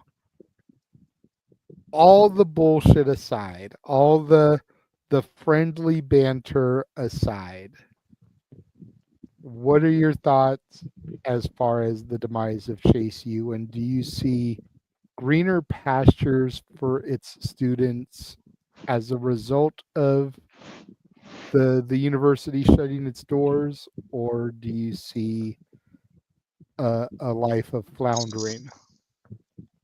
And nothing in wrestling lasts forever. No act, no team, no corporation, nothing. I do see potential in Thea Hill because she already has shown that she definitely has what it takes to try and win the NXT Women's Championship, and I feel that she's overdue for another opportunity. As far as the rest, Riley Osborne, great prospect from the UK. I think he's got great potential for the North American division. He and Javon Evans could definitely have a unique match that would probably even invest me. As far as Duke Hudson, Sean Spears maybe could use another student. And as far as Andre Chase, who knows? He tried to lead by example. He tried to educate. Maybe he could find some sort of editorial role. As far as I'm concerned, it's just a matter of reinvention, repackaging, recreating. If he couldn't lead a university, maybe he can try and fund an academy. Only time will tell. But I think, for as long as that act was able to be part of its own defined way in this era of NXT, from rainbow bright shit to white and gold to more suitable for my liking, silver and gray, I think there's definitely a future for everybody that was involved in that act, but only time will tell. But all things must come to an end at some point. It is what it is. Jeff? There's a reason I went to the closet to get a red shirt with the black hat because I wanted to make sure I repped a little bit. I don't have an actual shirt, so I wanted to get a little bit of repping. You're never going to see me. You're not going to see me red and black all that often, being the hard high school colors. So I'm getting the highs already. However, Not even NWO Wolfpack. So I've come to really look back on the Wolfpack, much like Matt Striker does in Revolution DVD. Like okay, if your sister wants to join the NWO, okay, yeah, you can join the Wolfpack. Like whatever. It is what it is. It's seeing old white guys trying to be gangster rappers and Conan being if Conan's the lone bastion of cool, we have a situation. I'm still that shit out there. You know, you got Sting Alex and Kevin Nash trying to be cool gangster rappers. Let's just and then you throw Hogan in there after January 4th. It's like, to be fair, Savage was supposed to be the leader of that group, but it didn't really. It didn't happen that way. Okay, so then put Savage in the backwards bandana trying to be a gangster rapper. Have that for a second. Oh wait, we did that in 2003, and it sold like gangbusters, didn't it? Anyway. Well, this is before that. This is before that. Okay. Okay, so this is one of the points where he hated Hogan, but he didn't. Got it. Okay. Well, in this case, he didn't. He did hate Hogan this time. He did hate Hogan. He formed the Wolfpack. That's how the Wolfpack became a thing. Okay, so he was fickle. Anyway, Jeff, continue your point. That's right. Yeah. He was so fickle, he couldn't decide what to wear on Nitro from week to So week. he was a fucking fan, in other words. He's right. He's a fucking fan. He's a mark. I'm sorry, Randy. I'm sorry about that. Anyway, I love Randy so much. I had said from the beginning that the gimmick was never going to get up to the main roster. It just wasn't main roster material. No. But I do think, yeah, and I do think it worked very well. I became a fan, much to my chagrin. I became a fan, and I enjoyed the gimmick. I definitely see potential in Thea. I have from the beginning. Riley's got that youth, and he's got everything in the world in front of him except his own damn self tripping himself up, which I don't think will happen with Riley. I love Noah's suggestion of putting Duke with Spears.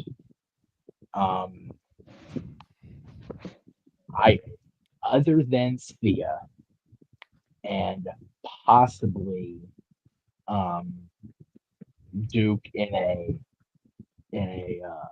supporting roles for a heel on the main roster, I still don't think anything remain roster ready yet. Even now, other than Thea and possibly Duke. Riley's like right there, but not completely. Mr. Chase, again, it's Noah's suggestion of having it be an academy is interesting to me. Maybe put him with American Made or Alpha Academy. Alpha Academy would be a better fit because they're still very comedic, very haha, so they would work. But I don't see how it would work. It feels like cool to me. But I definitely say repackage them, find a way to keep them in the company because they're all very talented. Yes. As far as Ridge, God, him and Frick at Deadline's going to be awesome. I'm here for it. Every bit of it. Mm-hmm.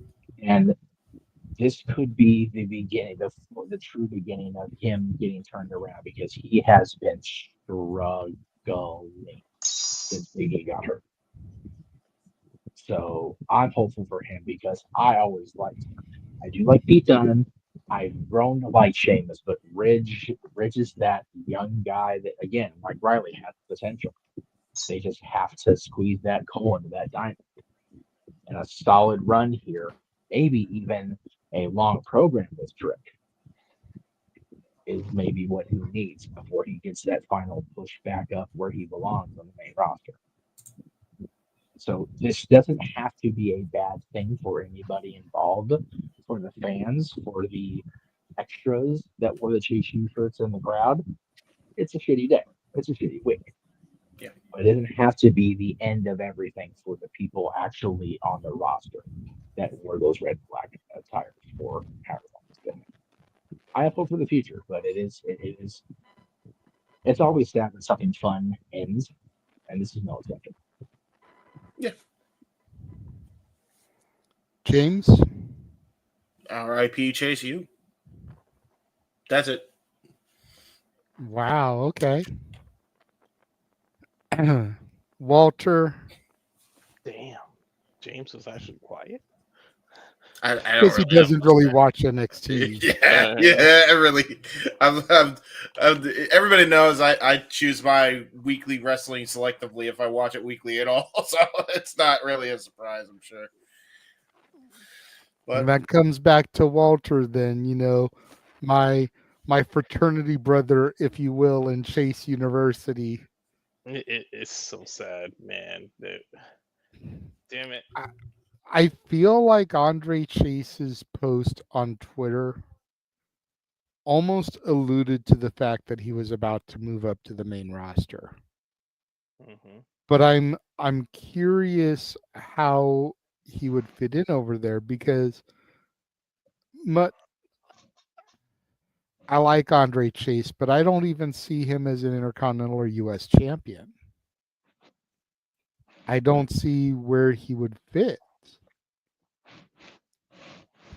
He's lucky they got rid of the 24-hour title because that's where they would have thrown him at. Well, no, right? you know what though? I can't even see him with the speed title. I was just gonna say, like, he doesn't fit in with that the quality, forgive me, wrestling people, but the Meltzer style match people that wrestle on speed, right? Like, he doesn't even fit that. It's weird. Like, he's got no category now. No. Like, he was destined to be a tag team champion at best, and he got two runs, one with Duke, one with Ridge. Unless we found somebody on the main roster to pair him with, and I'm not sure who you pair him with, then I don't see him achieving anything up there. I could see everybody else in Chase U winning something, though. Thea easily could be Women's United States champion, eventually Women's champion. Riley could be Speed champion. Duke I could see as a solid IC or US champion. But Andre Chase, not so much. That is the inherent problem with gimmicks like that, where you get so over as a comedy bit, and then the act is done. It's like, oh, what do we do now? What do we do with this guy? Look at it's very much the same thing. Yeah, I was gonna say, Truth is a good example of that. I love Truth, and he does not cease to entertain me. That's why we consider him a national treasure. Yes. Got to keep him away from freaking Nicolas Cage at all costs. Protect him, yes. But ever since he started the little Jimmy shtick, he shoehorned himself. Right. There's nothing he could do at this point that would make me take him serious. Like, it would legit take like an Amnesia angle, which is stupid to say, but that's about the only way you get around it, is you have him take such a knock to the noggin that he forgets who he is. Literally, the Men in Black are going to be on screen with the neuralizer to us, so we forget everything they've ever done. There you go. There you go. Real, but like, you have him take a knock of the head that knocks him so loopy that he forgets the comedy shtick. They did something like this in PWG with Human Tornado. Oh my God! Human Tornado was in a match, and he took a bump and went to the back, and he emerged as the character he played in Nacho Libre, El Snowflake. And he wrestled the rest of the match as El Snowflake. And then the following show, they did the reverse angle. He started the match as El Snowflake, took a bump, came back to the back, reemerged as Human Tornado, finished the match as Human Tornado. And like, that was the whole shtick, because Nacho Libre had just came out, and since he played the character, they wanted to try to like hype the fact that he was in it in the show. He became fucking King Tut on Batman, dude. as stupid as it sounds, that's like the only way truth can be serious again. But on the flip side, but back to the Chase U part of things. I know that it's a happy day for Noah. I know it's a happy day for Arlene and Emmanuel in the chat room, despite the fact that they're saying how sorry they are that they had to disband to me. I know that there's some people out there that find joy and humor in the breakup. But I really don't know where these people go from here. That's the problem.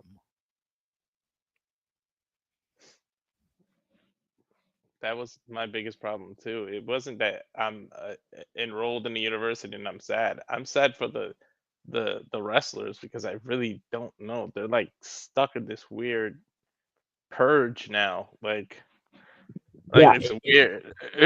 when you book people like this into this purgatory where you don't know where you're going to go with it, Jay, you mentioned truth.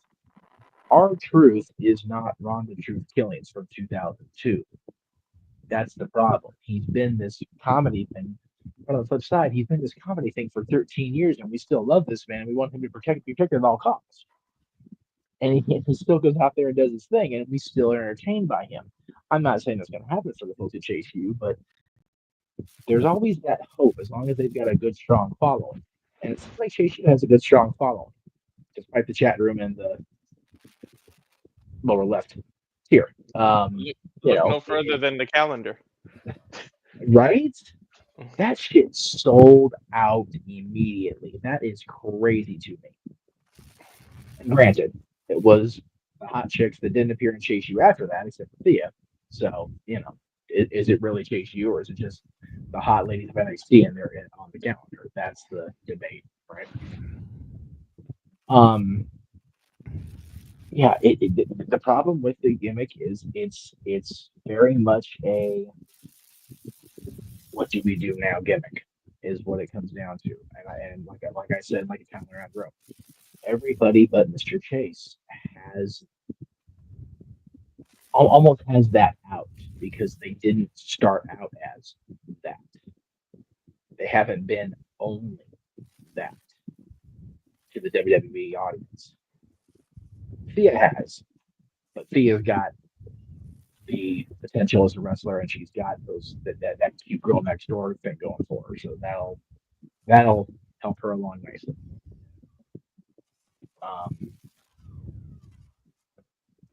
Hopefully, Mr. Chase doesn't get reduced to something like just like a panelist on the pay-per-views or some stupid shit like that. But again, he knows his stuff, so it wouldn't be career suicide. It would just be he got life support to do the character. Yeah. At least, like my wife said, at least Duke has size to him. I mean, I know it's not 1990 WWF with Vince in charge, and smaller people do get their due now, but at least he has size on his side, and maybe they can do something with that. But beyond Chase being somebody's ambassador or mouthpiece, I really don't see what to do with him. He's got to be in like some managerial role or like maybe a commentator. I don't know, what do you do, an interviewer? Like, I really can't see how he fits in the main roster. Thea's the only one that I really can get behind, to be honest, because she's proven herself. But I mean, people have surprised us before. I love that we're talking about the two that don't care, just like staring at each other on the screen, like.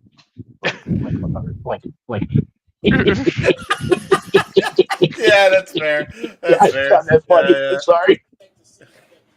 I know. And Andre Chase, I don't want to kick him while he's down, but he was never the greatest talker.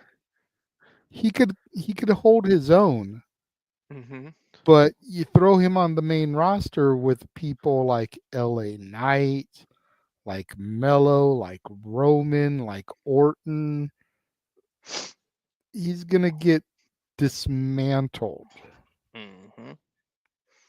Cena coming back, just I honestly feel like they did those guys a disservice by breaking the university up. Which is why I didn't even think they were gonna actually pull it off. Like I really didn't think they were gonna go through with it.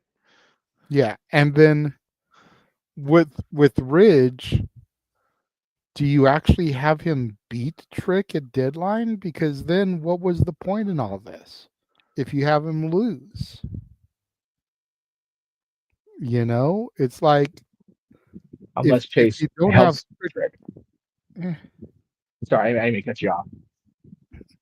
That's possible, but I don't see any real reasoning behind it. Because the university's dead. Like, yeah, okay, maybe Andre Chase got a little final semblance of revenge, but the university's still dead. Well, right. But then you have something for Chase to do, at least in the interim, as far as I don't want to pigeonhole Ridge necessarily back into a feud with him, but if he doesn't win the championship, then what do you do with him beyond that? Unless you have him have a final blow off with Andre once and for all. And Andre's all by himself because he doesn't have the university to defend him anymore. And Ridge is battling him all by himself. And that was a good point in the chat. That was the NXT universe did those boys dirty on Tuesday, man. Singing "No, not hey," but that was not. I was like, that was not that was bullshit. That was bullshit. That was bullshit. Not okay. I think it's just a thing. Like okay, but they're the baby faces. That shouldn't be the thing. I know. That was Bass Ackwards fan reaction. Like that made no goddamn sense that they would actively enjoy the destruction of JSU. It's more of a program thing. Like they have to say this is awesome or type shit. It's just their program to do it. I guess.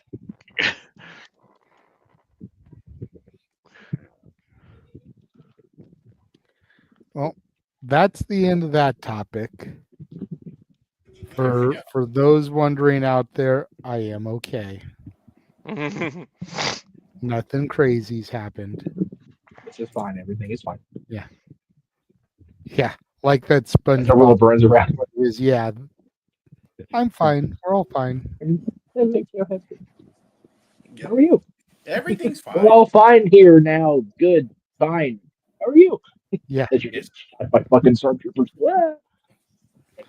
Well, that's okay.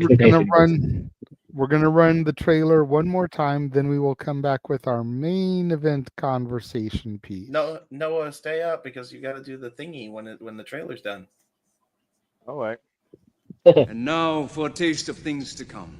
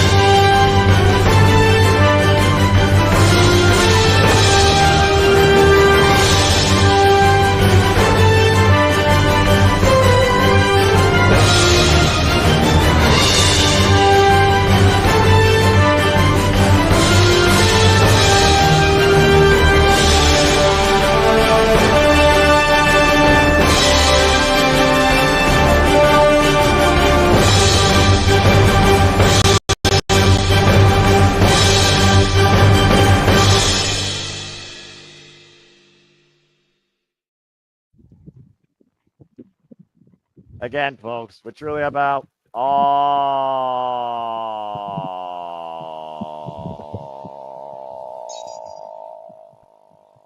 2 hours later.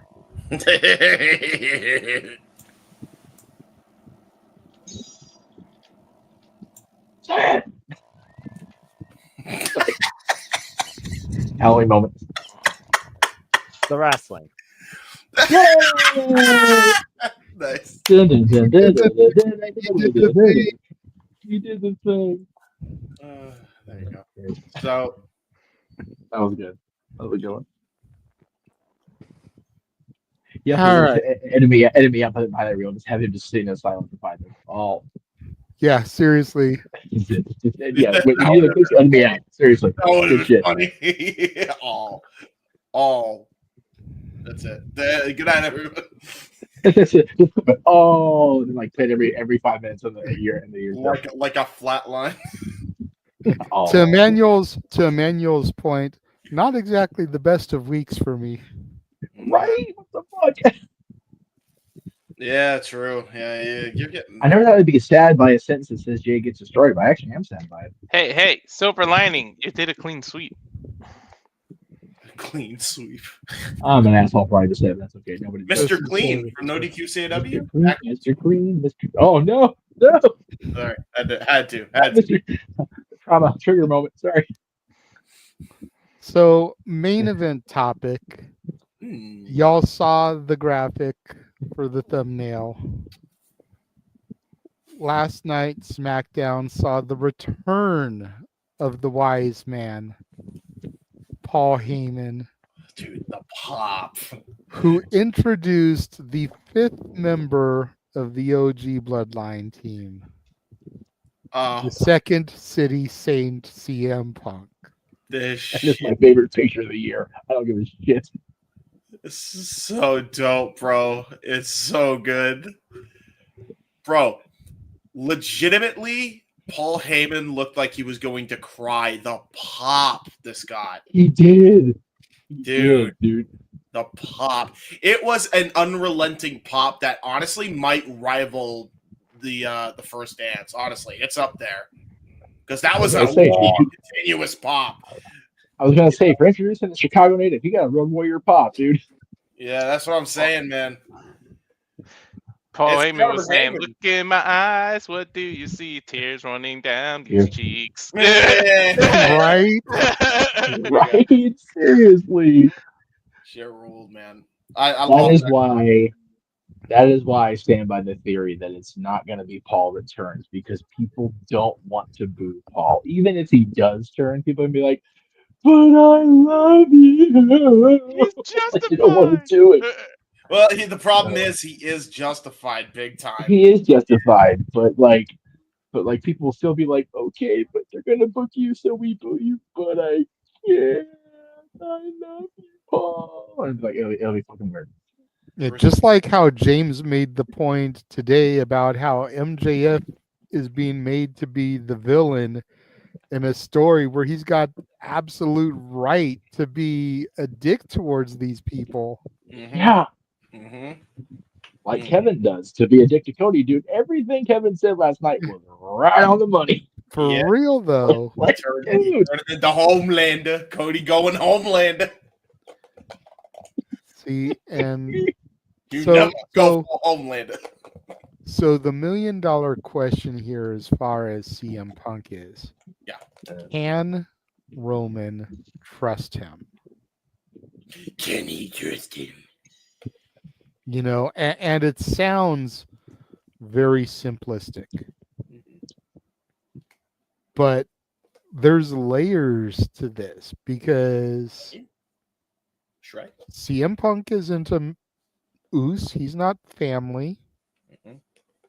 He's only there for Paul. He made that more than clear to Roman. Like, I'm not here for you. I don't give a shit about you. I'm here for him.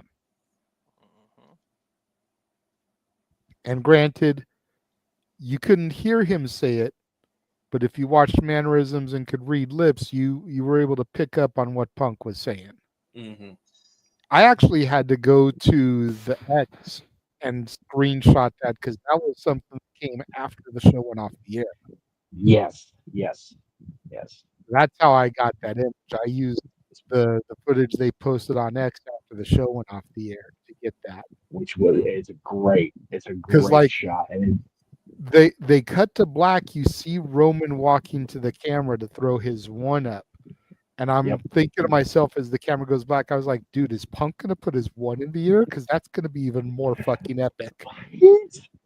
And then I saw the picture, and he's doing the go to sleep, and it's like, okay, Punk being Punk being Punk, but just so good.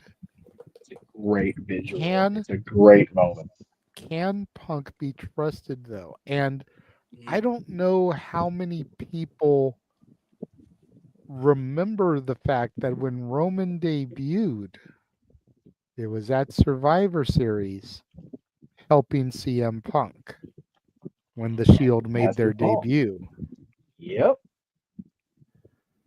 So, like, I wonder if they're, granted, they've only got one SmackDown to really tell that story, but are they going to use that little nugget in the storyline? Because I think it will really bring everything kind of full circle if they do. Okay. Hey, remember, Jay, it wasn't just that moment of Survivor Series. It was also Punk and Bryan battling the Shield later. Yep. And the Shield were the minions of the Authority. Mm-hmm. So there's definitely history. Was that Survivor Series? No, no, it was after Survivor Series. I think it was 2012. I think it was from that was. But the point I was making is that the debut was at Survivor Series. Yes, correct. Helping Punk, and now we're going into Survivor Series, and Punk is helping Roman. Mm-hmm. Right. In a full year So, after which he is returned. Yeah. Which is why I think that Roman can trust Punk. I still stand on that hill of it's Sammy. Sammy's the one. Sammy's going to be the problem. Which, hey. And I only stand so strong on that because Kevin is going so far into this thing with Cody. Kevin needs a definitive ally. He is an island unto himself. And the last time that Kevin and Sammy were together, it wasn't each other that they imploded on. It was just Kevin doing his thing and Sammy remaining the lovable Muppet. And to your point, he's pissed. Go ahead, Walter. I was just gonna say he's pissed at Cody for teaming with Roman after everything he's done, and he's completely glossing over the fact that Sammy's back with Roman too. He's just ignoring Sammy. I think that's done by design. He's not acknowledging Sammy because Sammy's gonna Haluva kick freaking Roman's head off next Saturday. I'm telling you, if I had money to bet, or knows I don't, I would bet the house on Sammy's name costing the OGs. Yep. And then he and Kevin reunite because Cody teamed up with Roman after everything. And all the shit that Kevin was saying last night, Sammy was standing right by Kevin's side at WrestleMania 39, trying to defeat Roman. Sammy was right by Kevin's side at WrestleMania 40, celebrating with Cody after they defeated the Bloodline. So it just makes the most sense. Mm-hmm. I think Punk can be trusted. I think Punk's involvement is going to relate back to Seth Rollins. Because Punk teamed up with Roman when Seth wouldn't. Punk got involved in this bloodline bullshit when Seth wouldn't. Yeah, no, that's another thing. Yeah, it might not even be. The thing is, too, we're reading into this like Sammy's going to do something. It very well could be Rollins that cost him because of Punk being chosen over Rollins. But he wasn't chosen. They asked Rollins first. He said no. Yeah. Exactly. It wasn't that Punk was chosen. It was they tried to give Seth an opportunity, especially with the fact that it was looking like and then became Bronson on the other side. Yep. You know, you've got heat with Bronson. Do you want to get into this cage and get the piece of him? And Seth fought it every step of the way. And he did. But I maintain that, you know, the hatred for Punk runs deeper than him just being chosen. Well, sure. And I do feel like, and I even said it, that Punk was going to be chosen. It was going to piss Rollins off, much like how Kevin Owens, you know, was pissed off at Cody. You know, Punk kind of aligning with Roman, the tyrant. And, you know, this whole arc of him trying to mend bridges, Seth will, if Drew didn't buy it, Seth ain't going to buy it either. And I think he ultimately could also be a big component as to why the OG loses. I definitely think Seth will be involved. And I reiterate that because, remember, it was Seth that told Cody, I'll be your shield. And he was. Seth is the reason we sit here with Cody Rhodes as the champion, because Roman chose to exact his revenge on Seth Rollins for payback rather than pull the trigger and finish Cody. If Roman swings that shit the other way, he retains the title and we're in a whole other world. And Seth literally sacrificed his body to get Cody to the title and to get Cody to beat Roman. And then Cody teams up with Roman. He and Kevin Owens are very much as he being Seth Rollins, pal. Seth Rollins and Kevin Owens, as much as they've beefed over the years, are very much in the same mindset right now. What the Cody? What the fuck, Sam? What the fuck, Jay? What are we doing?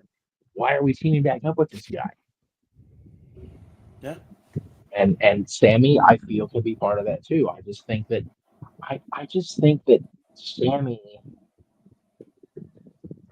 Sammy's betrayal just sticks in my head because it makes so little sense and it makes sense, I guess. Oh yeah.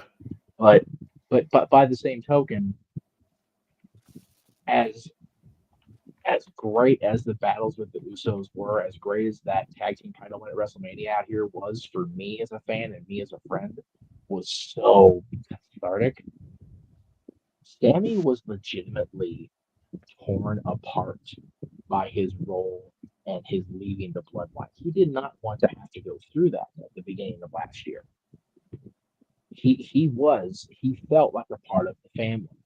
And like I said, the shirt's out now, Sammy Uso, and the other shirt says the Chosen Us. So they're leaning into him being part of it. So I can see both sides of he will, he won't turn. Yep. Rollins and Owens are definitely the much more likely candidates to get involved, even though they're not in the cage at the moment. Yep. But that little speck of doubt is in the back of my soulless mind that it'll happen for Sammy. Yeah. And to be fair, justified.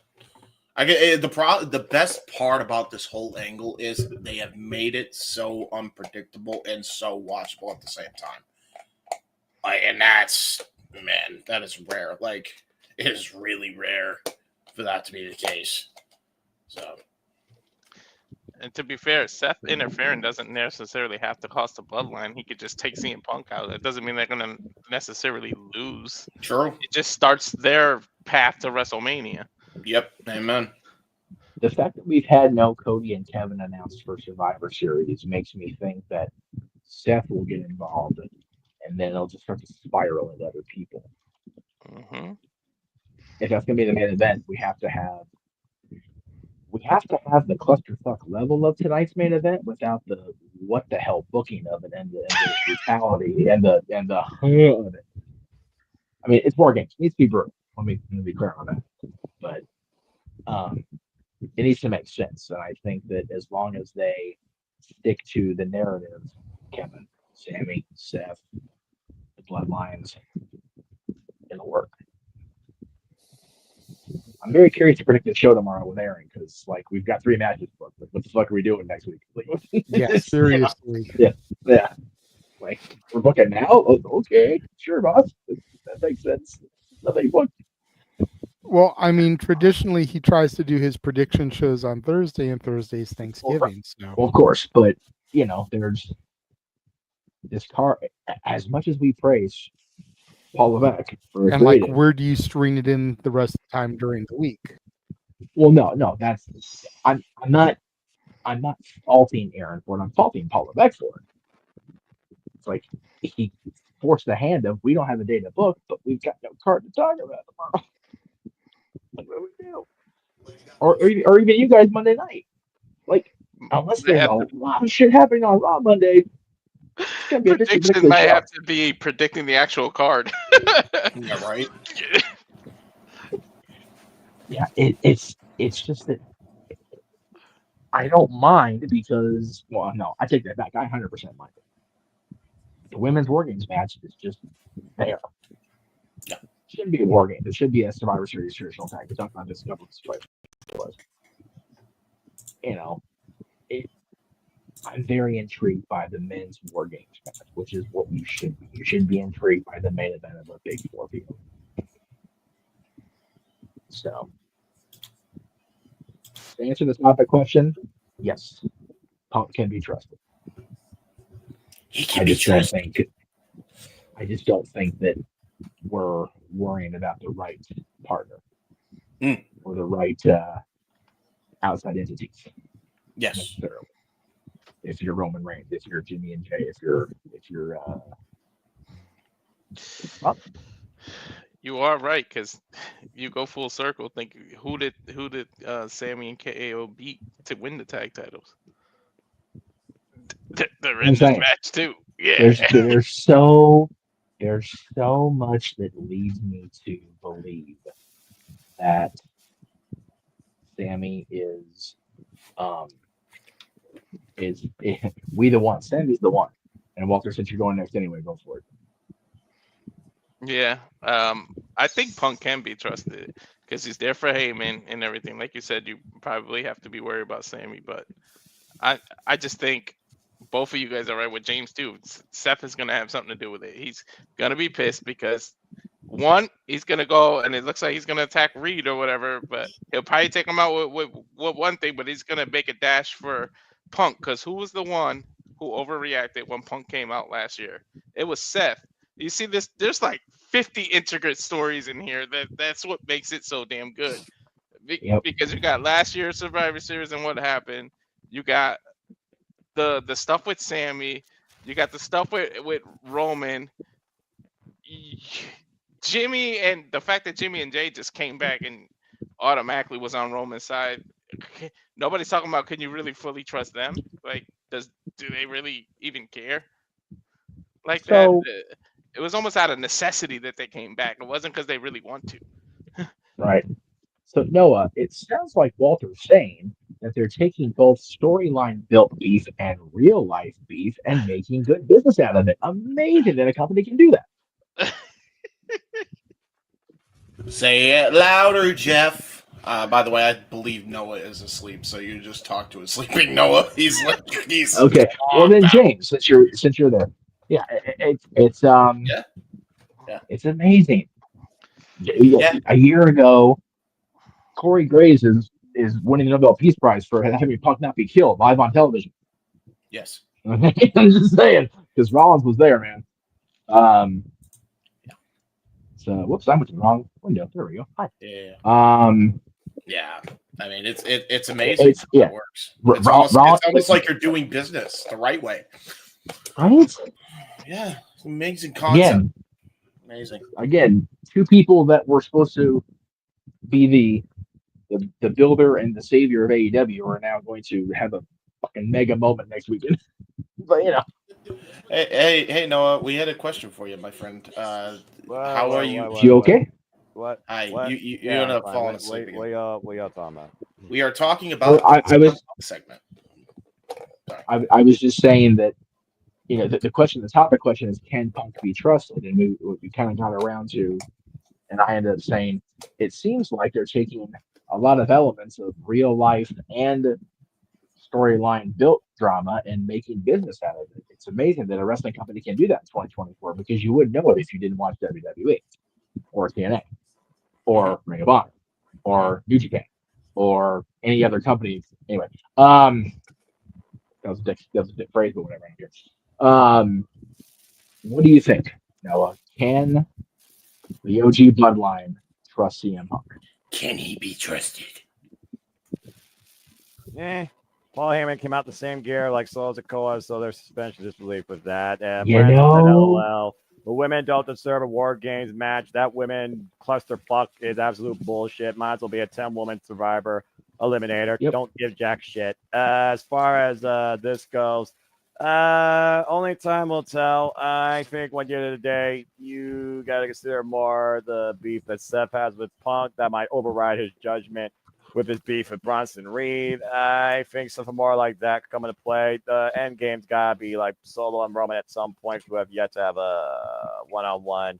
Final boss is another factor here who said 1, 2, 3, y'all are done at WrestleMania, it sounds like, and we haven't seen Hunter Tilden since Bad Blood. I'm more intrigued by Cody versus Kevin Owens. The fact that KO circled Cody's return in a single promo while Cody encompassed Kevin Owens' entire career in a promo. I'm more invested in that match versus more Bloodline Saga. Yeah. So, I mean, as far as this goes, someone's going to betray somebody, but I still think the good guys win in the end because 50-50 booking. The bad Bloodline, the bootleg Bloodline, oh, fuck it, whatever you want to call them. One at Crown Jewel, so it only makes sense for the good guys to get the win here, and then you figure out the end game on the road to WrestleMania. So yeah, well maybe they'll pick this up at Saturday night's main event, but anyway. Okay. JJ Noah made a valid point there. I didn't think about that Paul was dressed very Solo Sikoa-ish last night. In the red and in the black suit. There is that element too. Could be Heyman being the snake. They could be. JJ, how you doing over the signal? I was asking JJ on purpose, Jim. Gotcha. Doing okay over here. Okay, good. So let's just make sure the signal was working. Yay! What do you think about that? Because I didn't think about that. And Safed, we realized Paul Bearer wore that back in 2000, but he's dead and has nothing to do with this angle. Yes. Yeah. So. Yes. Yes. Although that is a I'm not sure why Paul Bearer is being brought into this. I think he's bringing him up because it very well could just be coincidence, and he did wear that in honor of Paul Bearer. There is some validity to that, in fairness. I just don't know why he why to JJ's It point, also why could would be he? that everybody else is wearing black and red except for CM Punk, who's wearing his own merch. Like, Yeah. come on. I mean, yeah. That's true. I don't know. I'm just. I don't know. You're trying to be nice, and we appreciate it, James. Yeah, true. I can see it either way. The comment made no sense in the 2024 discussion about a person who's been gone 11 years and had no influence on the attire, in my and JJ's opinion. They're trying to put a square in a round hole there. Yes. Well, but first it's more of a round and a square hole. Square peg, whatever. Going out there, yeah. Well, if you're AEW trying to put a square in a double chocolate chip cookie. Sorry. Cookie. God damn it. Cookie. And if they keep Big Boom AJ, make him head of the social media department. He seems to know what the hell he's doing. Lord knows AEW needs that traction. Media training. The guy knows his shit. I'm telling you. Freaking Fox Business, MSNBC, freaking everywhere, man. That family is everywhere. Good for them. Look how many people were watching YouTube at the time. The fucking Tonight Show. The only AEW talent on Tonight Show. Fucking Costco guys. Which is really bad. What are we doing? Really bad, man. That's so bad. Fucking bring the Dwayne every boom. week, it feels like now. Jesus. Bring the boom, all right. Yeah. Okay. None of that has to do with Punk at Survivor Series. Let's No, try to it get doesn't. back on That's track. Although he does have pipe bombs, so there is the boom there. They're silent but deadly. Because that's what a pipe bomb is. Noah, can I go to you for your quote towards James, please? Okay. He's so tired he can't even get help. There you go. Damn it, James! You freaking idiot! I know. Thank He's you. all groggy. They get to the house full tempo. He loves to see it. It's happened there. Okay. But yeah, I think Punk being the addition is an interesting addition, but it's also full circle because he returned last year at Survivor Series. Yep. You know, if Paul was going to bring somebody back to be the fifth guy, I think everyone kind of thought maybe Brock. But Punk kind of makes sense too. I do agree to a certain extent to what Safet was saying. You know, if you look at Solo's outfits, you know, he's been wearing that black and red and kind of a little, could it be, could it not be?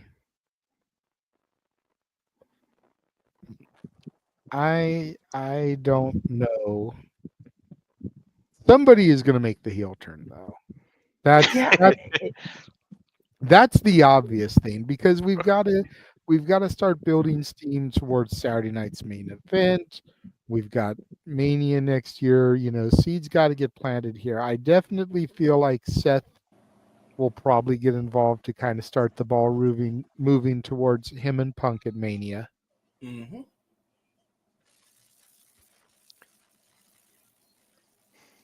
And will Sammy turn, or is Paul the snake all along? And if Paul is the snake, is he a legitimate snake?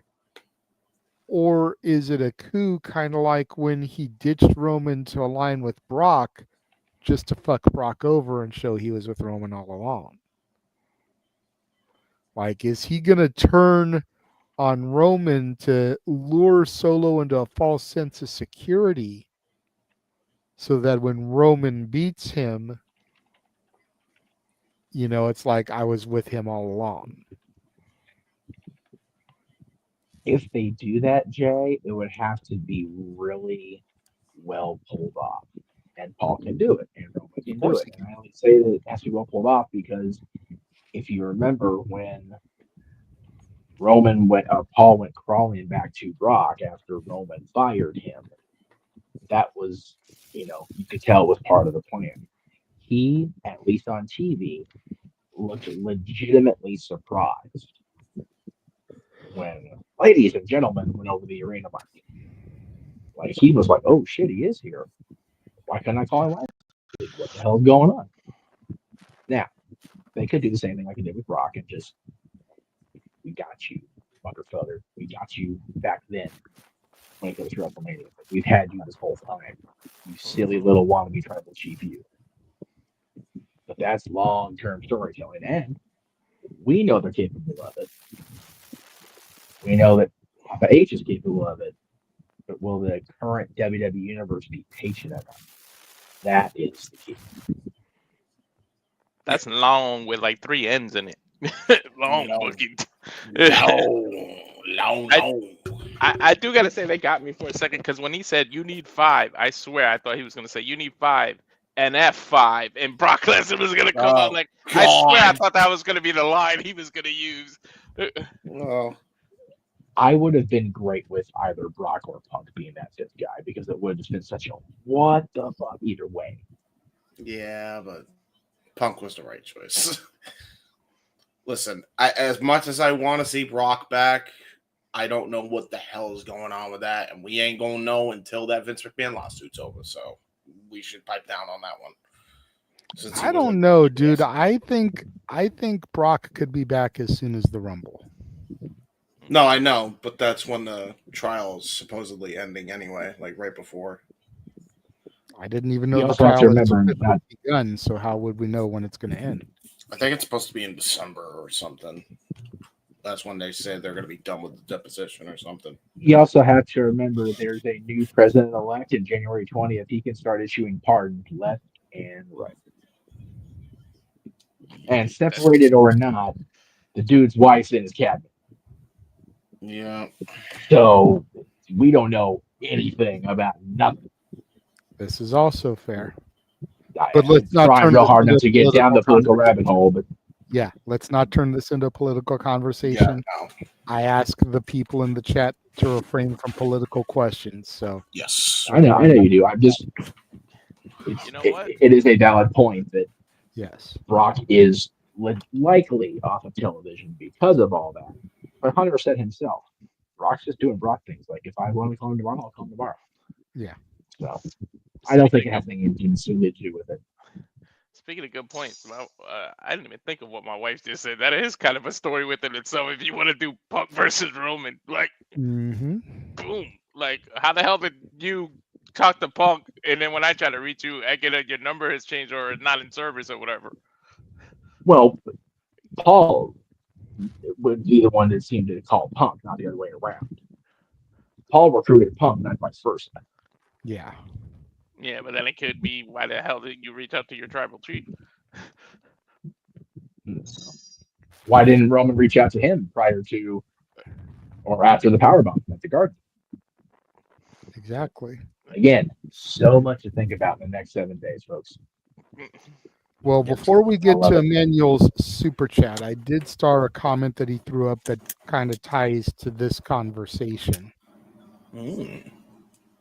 Come on, there it goes. Is Paul going to be Punk's wise man?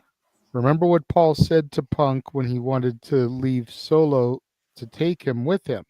Is that the favor Paul needed to fulfill?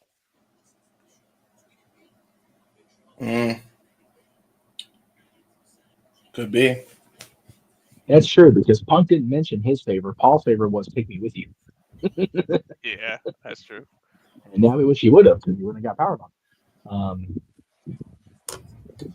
Again, another interesting layer of this big giant onion that's gonna be layered, hopefully, part in part, in Vancouver. It's cold in Vancouver too, I think. So it's just cold everywhere. It's crazy. And then we did get a super chat from Emmanuel also. Thank you very much, Emmanuel. As always, he wants to know who attacked Jade. And is this a step back for her in WWE? And then he goes on to add, who's replacing her in War Games? Now, Walter had asked to go first on this one in the private chat, so I will allow him, and I'm going to send frequency waves. Don't say what the fuck I'm about to say, asshole, because you know how much I love me some Jade. I was really looking to get into this, but you politely asked, so I will allow it. Just don't fuck me over. And ... there is a SmackDown spoiler. So if you actually don't want to be spoiled by SmackDown, ... Yeah, I haven't read the SmackDown spoilers. Me neither. I stay Okay. away from that. And okay, good.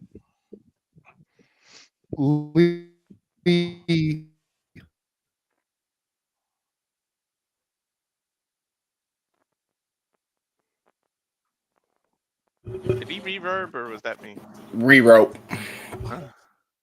No, did I go Rero? Yeah, you went rewrote.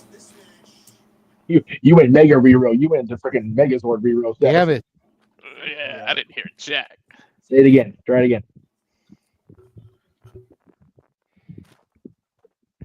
All I heard was Lee. Yeah, right. And then you rewrote.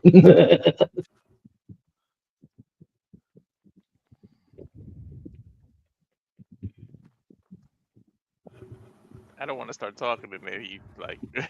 Yep. Same. Hello. Give him a second. Let me pull a string. Check. Hi, JJ.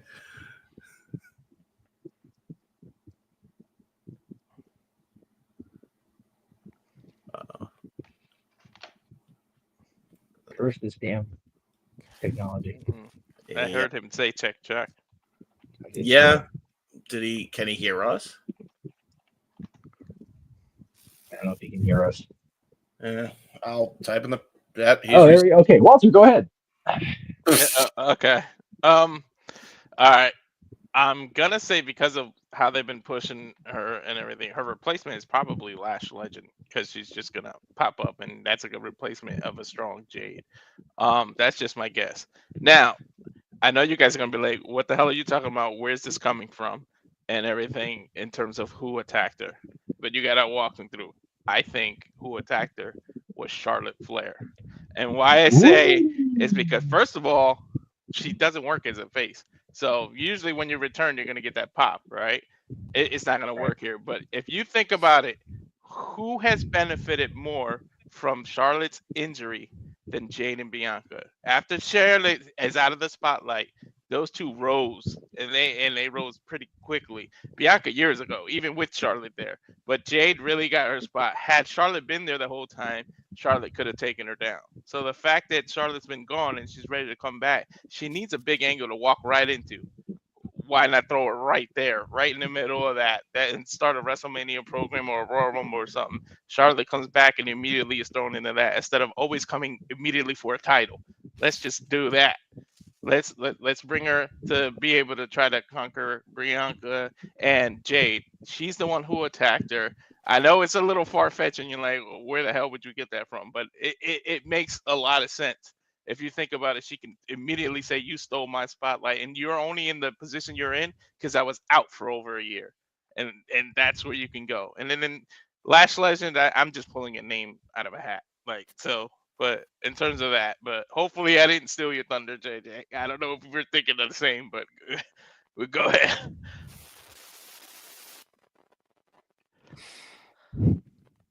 Okay. Can everybody hear me? Yes. Yeah. Okay. Huge lag from when I stopped and y'all responded.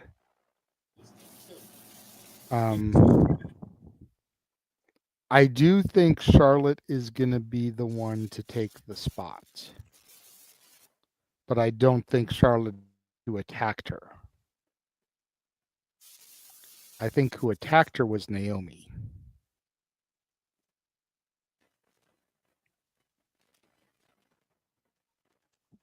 Ooh, that actually makes sense. Okay, I'm getting the awkward look from Jeff, so I know I'm still being heard. But yeah, I saw a whole thread on social media about somebody suspecting Naomi earlier today, and the more I read this guy's logic behind everything, the more it made complete total sense. Think about it. Naomi's basically been the third wheel in the big three. She's only been the person to come in rare instances. Bianca and Jade are the ones reaping all the benefits. They're the two-time tag champs. Naomi made this grandiose return at the Rumble coming off of her TNA run, and she ain't done jack diddly shit. Oh yeah. But be a hanger-on to the Bianca and Jade show. And then Bianca and Jade go down to NXT, and Kaylani Jordan replaces her. Mm. And we get that image of the three of them flexing together, and Naomi's nowhere to be found. The thread said that was the straw to break the proverbial camel's back. And now not only is she a third wheel, now not only is she a hanger-on who's lost virtually every match she's had this year and had no real anything, but then she's replaced with a young upstart from NXT.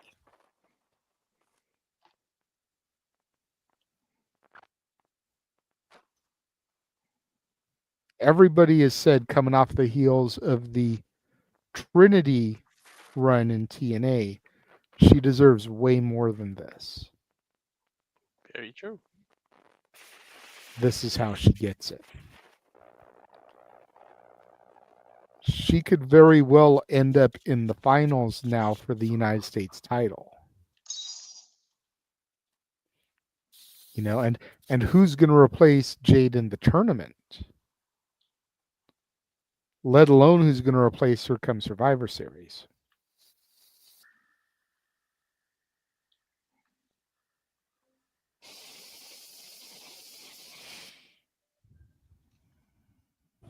Yeah. Very hard to argue with the Naomi part of being the attacker. Mm-hmm. And it would be what we've been calling for on this show for years now. Except that she'd be trying to heal at the wrong time because the OGs are baby faces now. Yeah, exactly, right? Like, well, That's the shitty part. now better more than ever. I mean, she should be a baby face, but they haven't done anything with her. No, and to JJ's point, she's been back almost an entire calendar year, and nothing of substance, nothing. Yep. Hell, her opponent at her title loss has had more TV time in WWE with substance than she has, for fuck's sake. Yep. And she's still a TNA wrestler. Mm-hmm. How much bullshit is that? Yep. For Naomi, love me some Jordan Grace, but for Naomi purposes, that's bullshit. Yep. Treating her like a bag of shit. That makes a hell of a lot of sense. Yeah, I would It love really that. is. Naomi. Yeah. Because if Bailey turns heel again, I'm over it. Like, fuck's sake. I don't need another Bailey heel run. No. Yeah.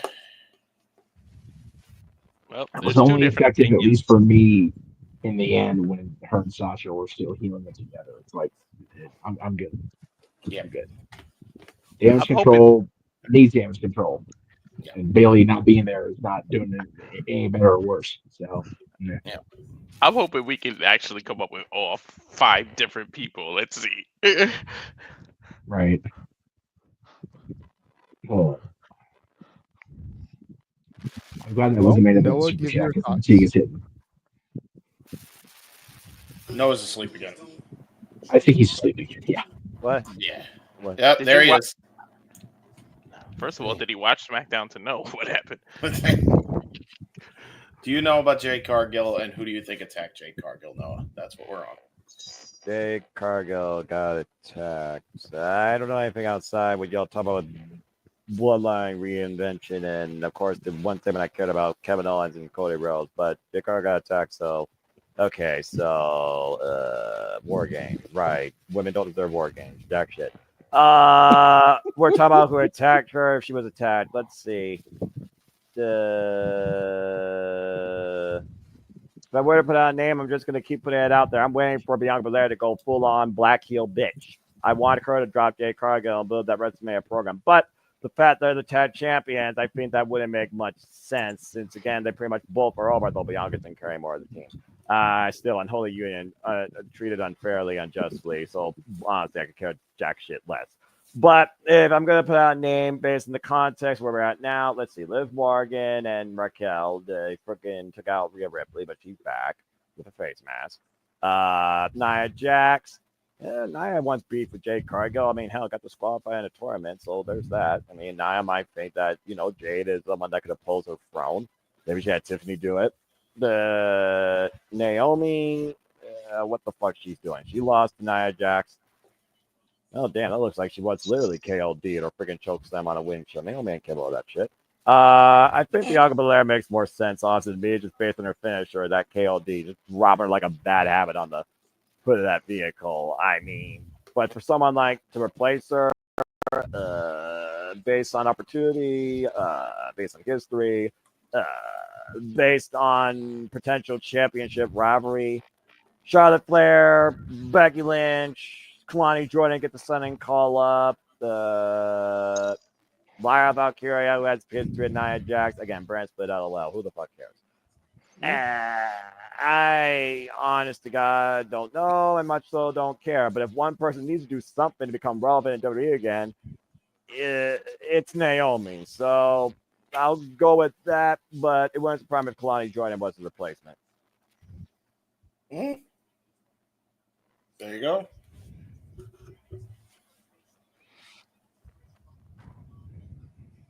I don't got our names. And now Noah goes back to slumber. James? For me, I think I agree with your line of thinking, JJ. Honestly, I think it's Naomi. Full on. I think you're sound. I think that logic is sound.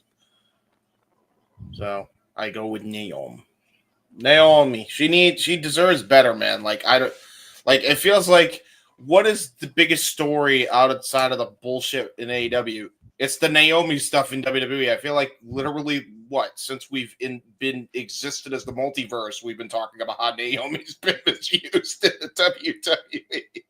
And that's not changed since we've changed names and logos. So, the more things change, the more they stay the same. Yeah, I feel like it's got to be Naomi. Naomi's got to be the one. So please make it Naomi.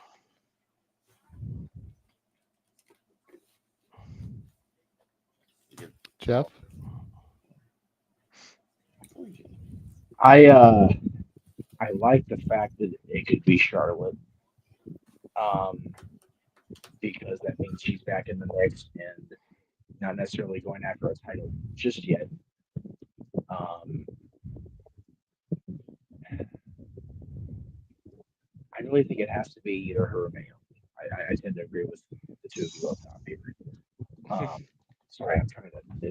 I need a cough drop really bad. I can't get anybody outside of fuck.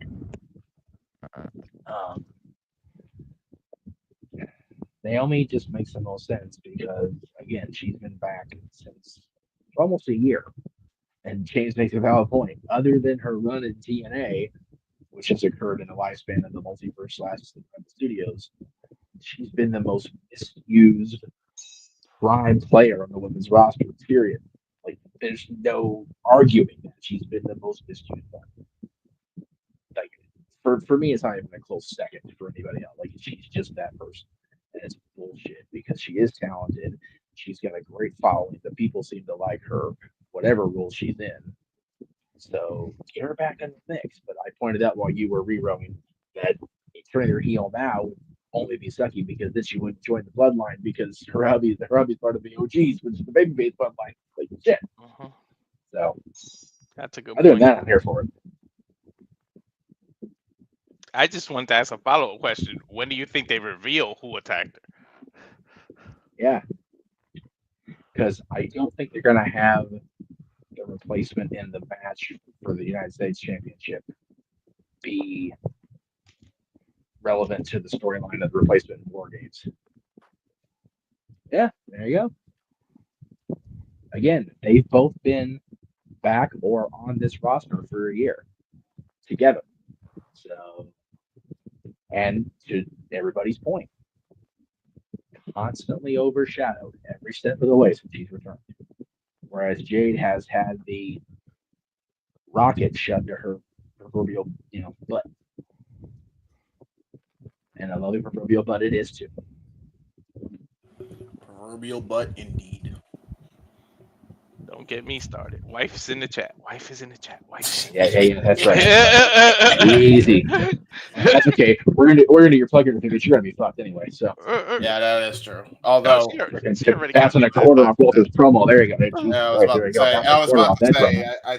I think they both like her. So there you go. All right. I'm guessing because JJ's commenting, we're having. I'm just gonna keep moving along. I'm only doing that because JJ seems like he's still having trouble with lagging between audio and video. He's commenting in the chat room, so I'm just gonna push through. And are we gonna throw to a trailer again, or are we gonna go straight to the plugs and go maybe's?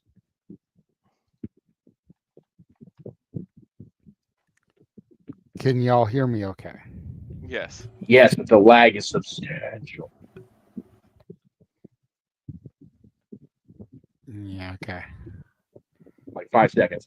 I did want to go to another trailer real quick. Something that we haven't aired yet. A little surprise trailer. Noah. And now for a taste of things to come.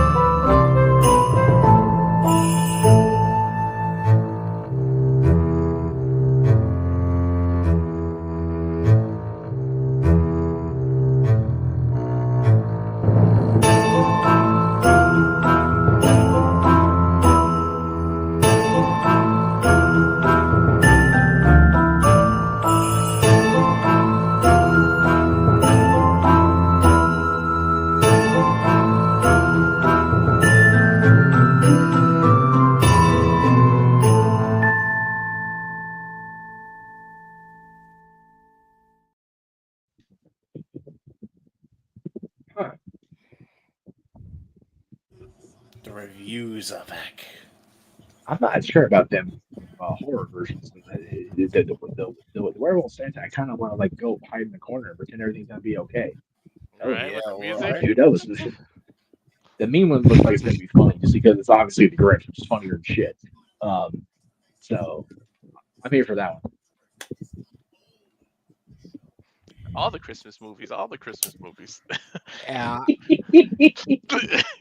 Damn right.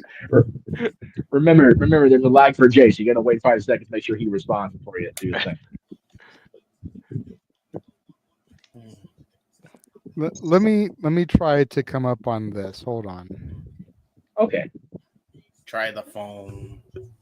We tried the phone. Fuck all the technology as we approach Christmas. Yes. And Noah, Somebody super chat this man and get him a better Wi-Fi service. Yes. I was just gonna say that. That should be his Christmas gift. Fuck me. Hell, super chat, PayPal, the motherfucker, dude. Get a better Wi-Fi. Bro, while we wait for JJ to come back in here, man, Noah can sleep through a fucking earthquake. Look at this shit. Oh no, the best one still was you remember Big G fell asleep on the air? Oh yeah, that's right. Yeah, that was so good.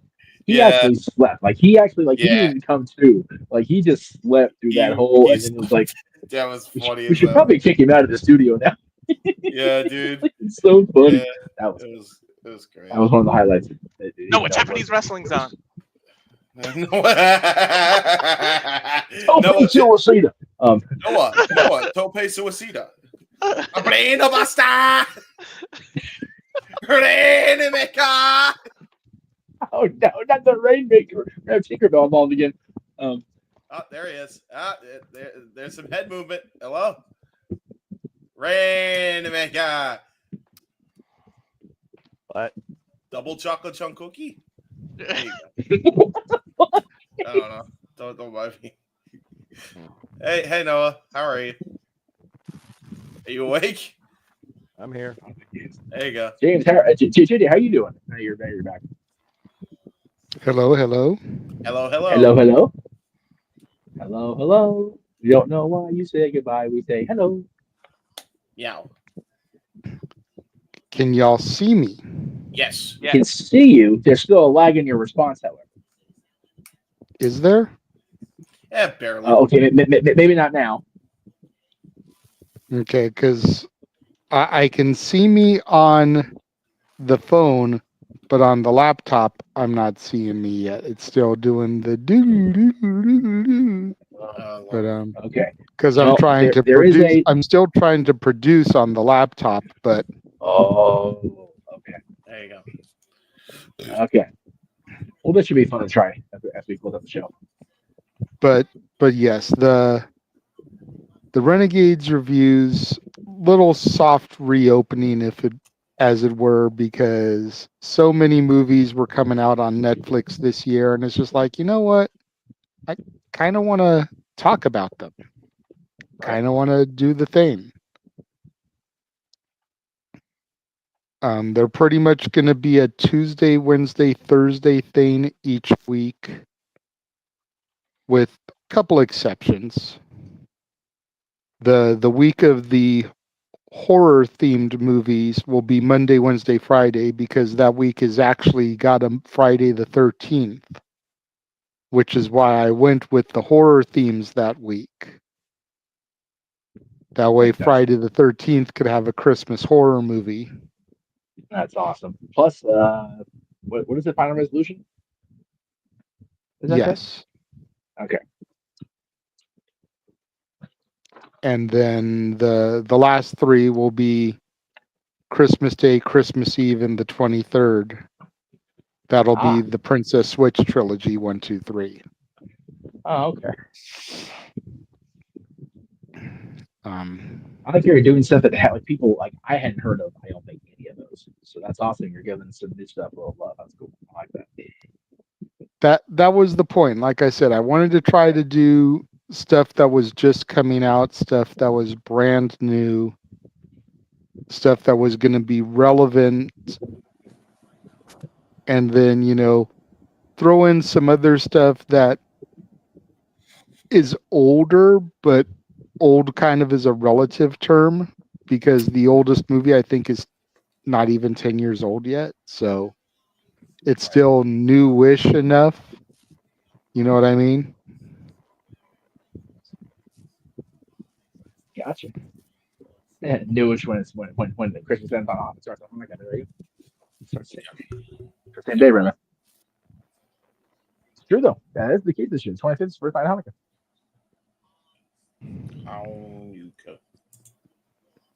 And then the mean one was just like I've been on this kick of watching, you know, the Mouse Trap with the Steamboat Willie Mickey Mouse, the Winnie the Pooh Blood and Honey, and like there's a Grinch horror movie, and it's like, come on, that just seemed like it was perfect. Yeah, that one I'm okay with. That one I'm okay with. No Mickey the Mouse forward. No Mickey the Mouse forward. No. No Mickey the Mouse forward. Especially after Monday, it was a good day. He was in his Christmas best. Happy times. I don't need him killing nobody.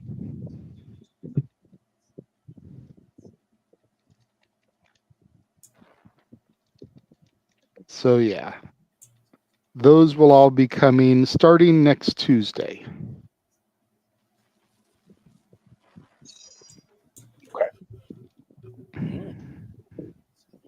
So not this coming Tuesday, but the Tuesday after Thanksgiving. No. This coming Tuesday. Okay. Just trying to make sure I had that clear in my head because it didn't make. Brain did not compute.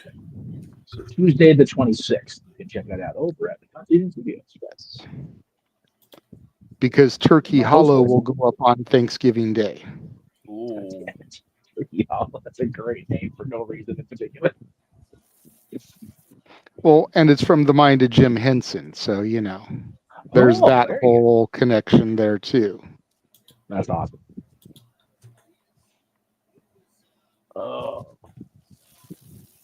I have a topic talking about you off air, by the way, about Henson. If you have the time and aren't seeing TV yet. We shall see. Okay. But so there's all that coming up, and then of course, come the beginning of the year will be the full-on relaunch. Give me a week in between the Christmas Day episode going up, and then New Year's Day in the full relaunch. There you go. It should be a day long remembered. Yes. Yes. But enough about that. Let's go ahead and start going through the shills before my computer decides it wants to crap out again. James.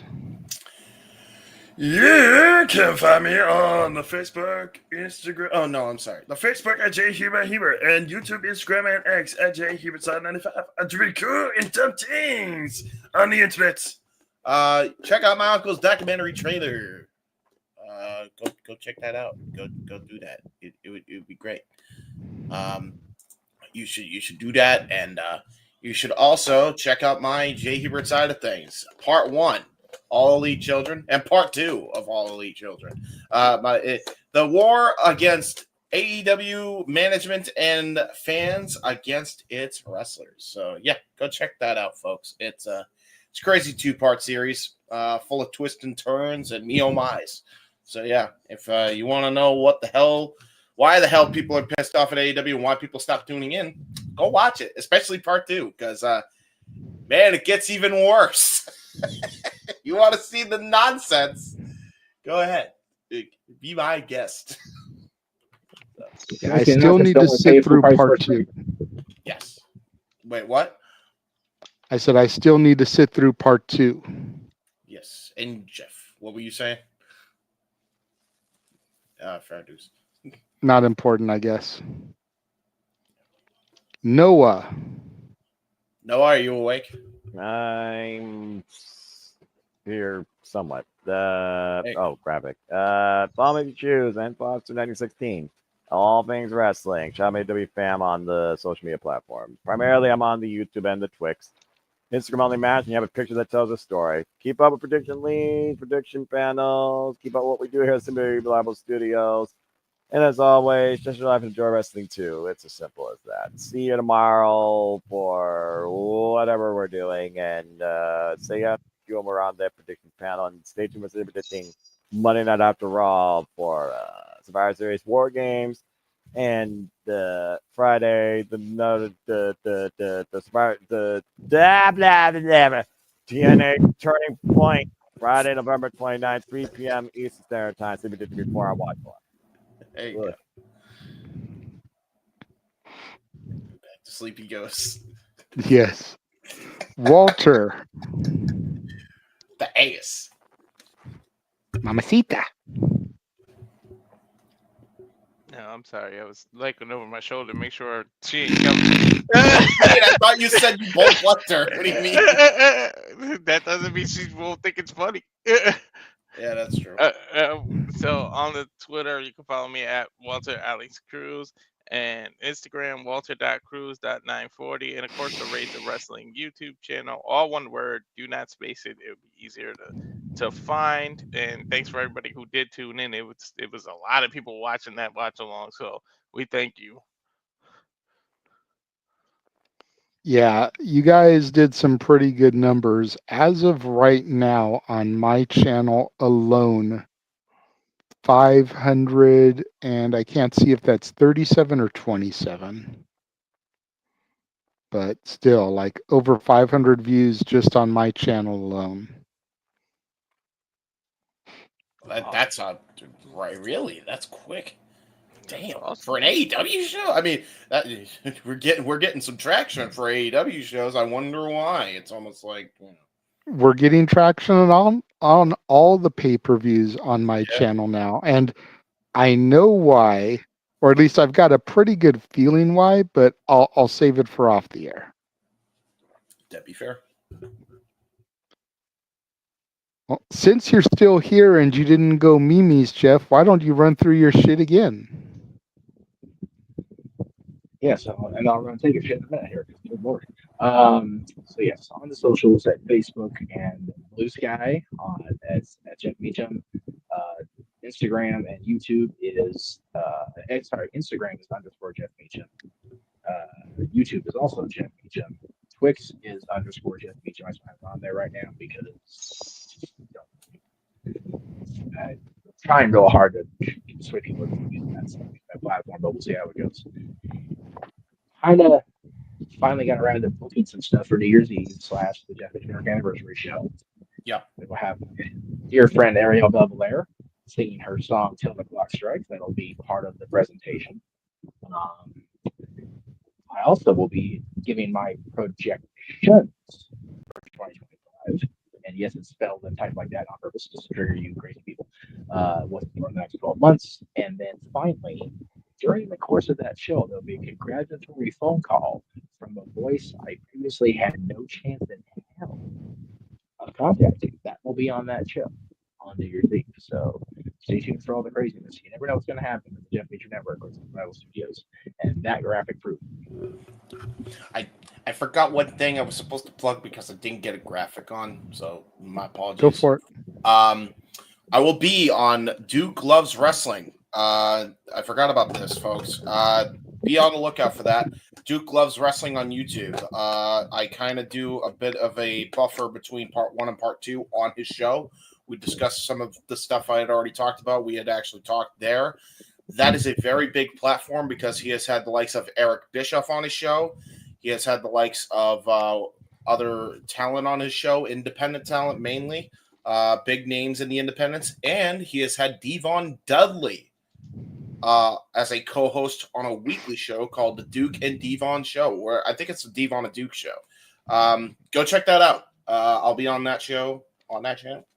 There you go. All right.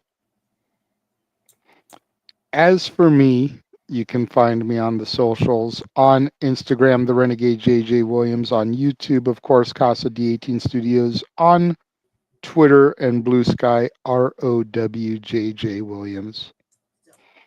in addition to everything that you saw in the trailer, we do have some pretty cool stuff coming up. Not only will you get a Renegade review from me on Thursday, but at some point on Thursday, and I haven't completely decided yet if this is going to just be exclusive to the members or if I'm going to stream it to the greater Simply Reliable Studios. But tomorrow at 4 Eastern, 1 Pacific, Noah and I are going to enter the studio to film a retro watch-along of the inaugural Turning Point 2004 with 6 Sides of Steel. It is 20 years roughly to the day of the inaugural event. And I thought having that go up live on the eve of the latest installment would be kind of a nice little treat for the fans. Again, undecided if I'm just going to upload it and make it members exclusive or if I'm going to upload it and then create a StreamYard here and broadcast the video to 3 channels because I can only do 3 on my StreamYard. Even if I ask Walter for his login and tap into him, that's still only 4 channels. So, but should be cool going back and reliving that show. Yeah, I was there. Great show, man. Fun times. I know. That's why I wanted you to be a part of the call. I know. But you've got personal everything I issues, can. and I totally understand, and no Yeah. need to get into it. But that's why I wanted for you to be a part of it so badly, because you were actually there and could give firsthand experience reliving it all. Well, I can promise to try to get going here tomorrow in that block of time. I will say, if I'm not there tomorrow, I will say that it's so odd to me that I was there live in person for Randy Savage's last match. It's just bonkers. That's so wild. Isn't that crazy? Yeah. I mean, did he do a lot? No. If you watch the watch long and you watch the show, he didn't do a whole lot, but that is technically the last time he was involved in a match. He got the 3 cameras, so there you go. Yeah. And it's been 20 years. It's even crazier. So true. If I can get enough done right here, and if I can pull my voice together with these podcasts, you know, help me, I will do my best to be in the studio with you guys tomorrow, because I do want to. I really do watch that show back. I have it saved in my YouTube watch later, but I don't get around to watching. So. And then, of course, 1 week from tonight will be our next karaoke extravaganza, as we are thankful for our families. The entire theme is family groups, bands, duos that are family related. So think the Jacksons, think the Beach Boys, think AC/DC. You know, Walter found out today when he opened the playlist, the very first song was Big Balls by AC/DC. You know, so, hey, you know what? I had to throw Balls Mahoney's ECW theme in there, damn it. The Pointer Sisters, Ike and Tina Turner, you know, just the Hanson brothers. There's so much good stuff and so much, oh my God, what the hell, on the wheel, that it should be a very fun evening for everybody, including Noah, you know, who will be here with his Switch in hand. We will do the normal, we'll spin the wheel to determine who's going to sing. Then we'll go to the song wheel, and it's a little bit structured differently because there's songs on there.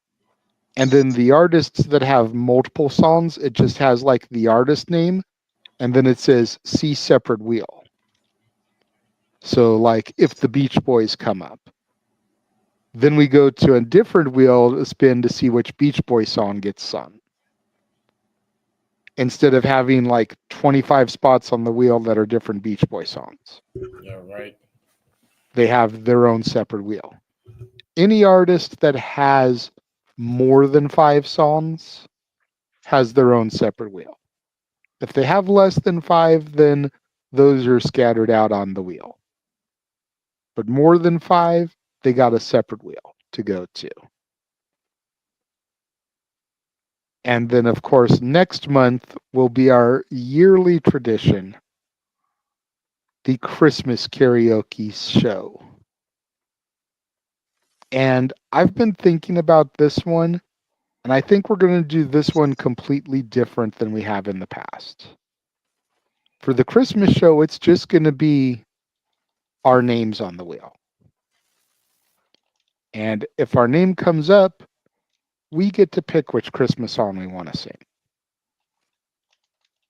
Rather than going to a separate wheel and maybe having to sing something that we're not insanely huge fans of, or some obscure Christmas song that you've never heard before, even though I've got arguably the most extensive Christmas playlist that there is with a shit ton of songs. Just pick which song you want to sing. I feel like that way we can convey our spirit a little bit more, because you're going to pick a song you're passionate about and a song that you actually enjoy. I saw Jeff start to raise his hand. What's up, Jeff? I only oh Jesus Christ. I only have one request. If somebody wants to sing Last Christmas and their audio can be heard throughout the network here, go on and sing. I am determined to make it 2 years in a row to survive when they get by God. That's all I ask. That's all I ask. You better not go to a If I Kings get to game. on this. Oh, that's true. Shit. Well, if I get whammed there, then it is what it is. The karaoke show for freaking 3 weeks into the month, so it'll be what it will be. Emmanuel, you can always PayPal us in advance for spins or whatever that you would like to contribute to. You know all of the PayPals. You've pretty much got us all stored in your phones. Yes. So if you would like to donate and then just go back and watch, what came up as part of your donations, you can always do that if you're going to be preoccupied at your 20th class reunion, which, while I'm sure that makes you feel old, this year was my 30th reunion. My school never even did a damn reunion. I haven't been to a single one. Right. I have not been to a single one. They didn't organize the 10th year, and the 20th year was still during pandemic, so I didn't get to go. Maybe for 30. That was 25 years. Anyway. So all of that stuff coming up here, and then of course all the watch-alongs. This week is going to be insane for us. You would think that with it being a holiday week, it's going to be calm. Oh no. Jeff and I are going to be on the no DQ predictions tomorrow. I believe Noah will be on that as well. Actually, let me rewind that back. Noah and I are going to be filming Turning Point. Then the three of us are going to be on the no DQ predictions.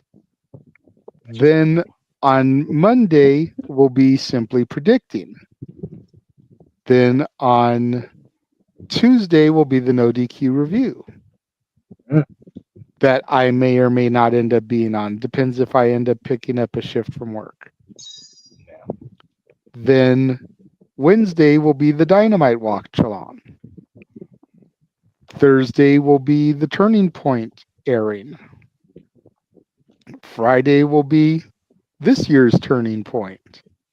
And predictions for it. Saturday, yeah, and the predictions for it. Saturday will be the WrestleCade Super Show and Survivor Series. Sunday will be Ladies' Night Out. And then we rest. Sunday. Yeah. And on the 8th day, we rest.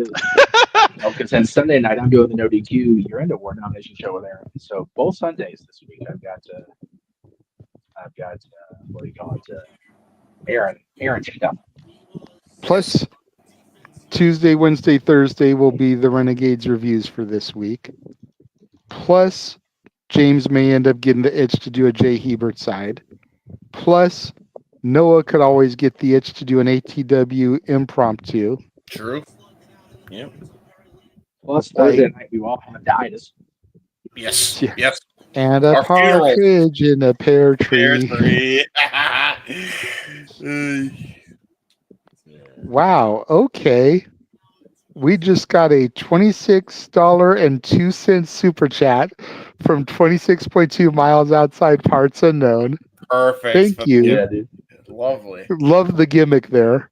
Who wins in an arm wrestling match? JJ versus Jeff, Aaron versus Virtue, Walter versus G, Datilla versus Arlene of Los Domingos, Noah versus Mansfield, and Hebert versus TJS. Well, no disrespect to Jeff. No disrespect to Jeff, but I think I would beat him in an arm wrestling match. You give your answers first, go ahead. No offense, bro. I think Virtue would take Rift. I think Walter would take G. Yep. I think Datilla would take Arlene. Noah would easily take Mansfield, although that would probably be the best matched one out of the two. And then I'm going to go with James over TJS, just because forget him. Why do I always gotta fight TJS? Like, why? What is the thing? Do I really look that much like TJS? Looks wise, I do see some similarities, but you're a billion times smarter. Damn. Well, that's because James's brain is not dyed orange. January 20th. Anyway, go ahead, Jeff. I'm sorry, is that out loud? Go ahead. Boom goes the dynamite. Even Arlene says Datella would defeat her, so. Okay, well then, okay.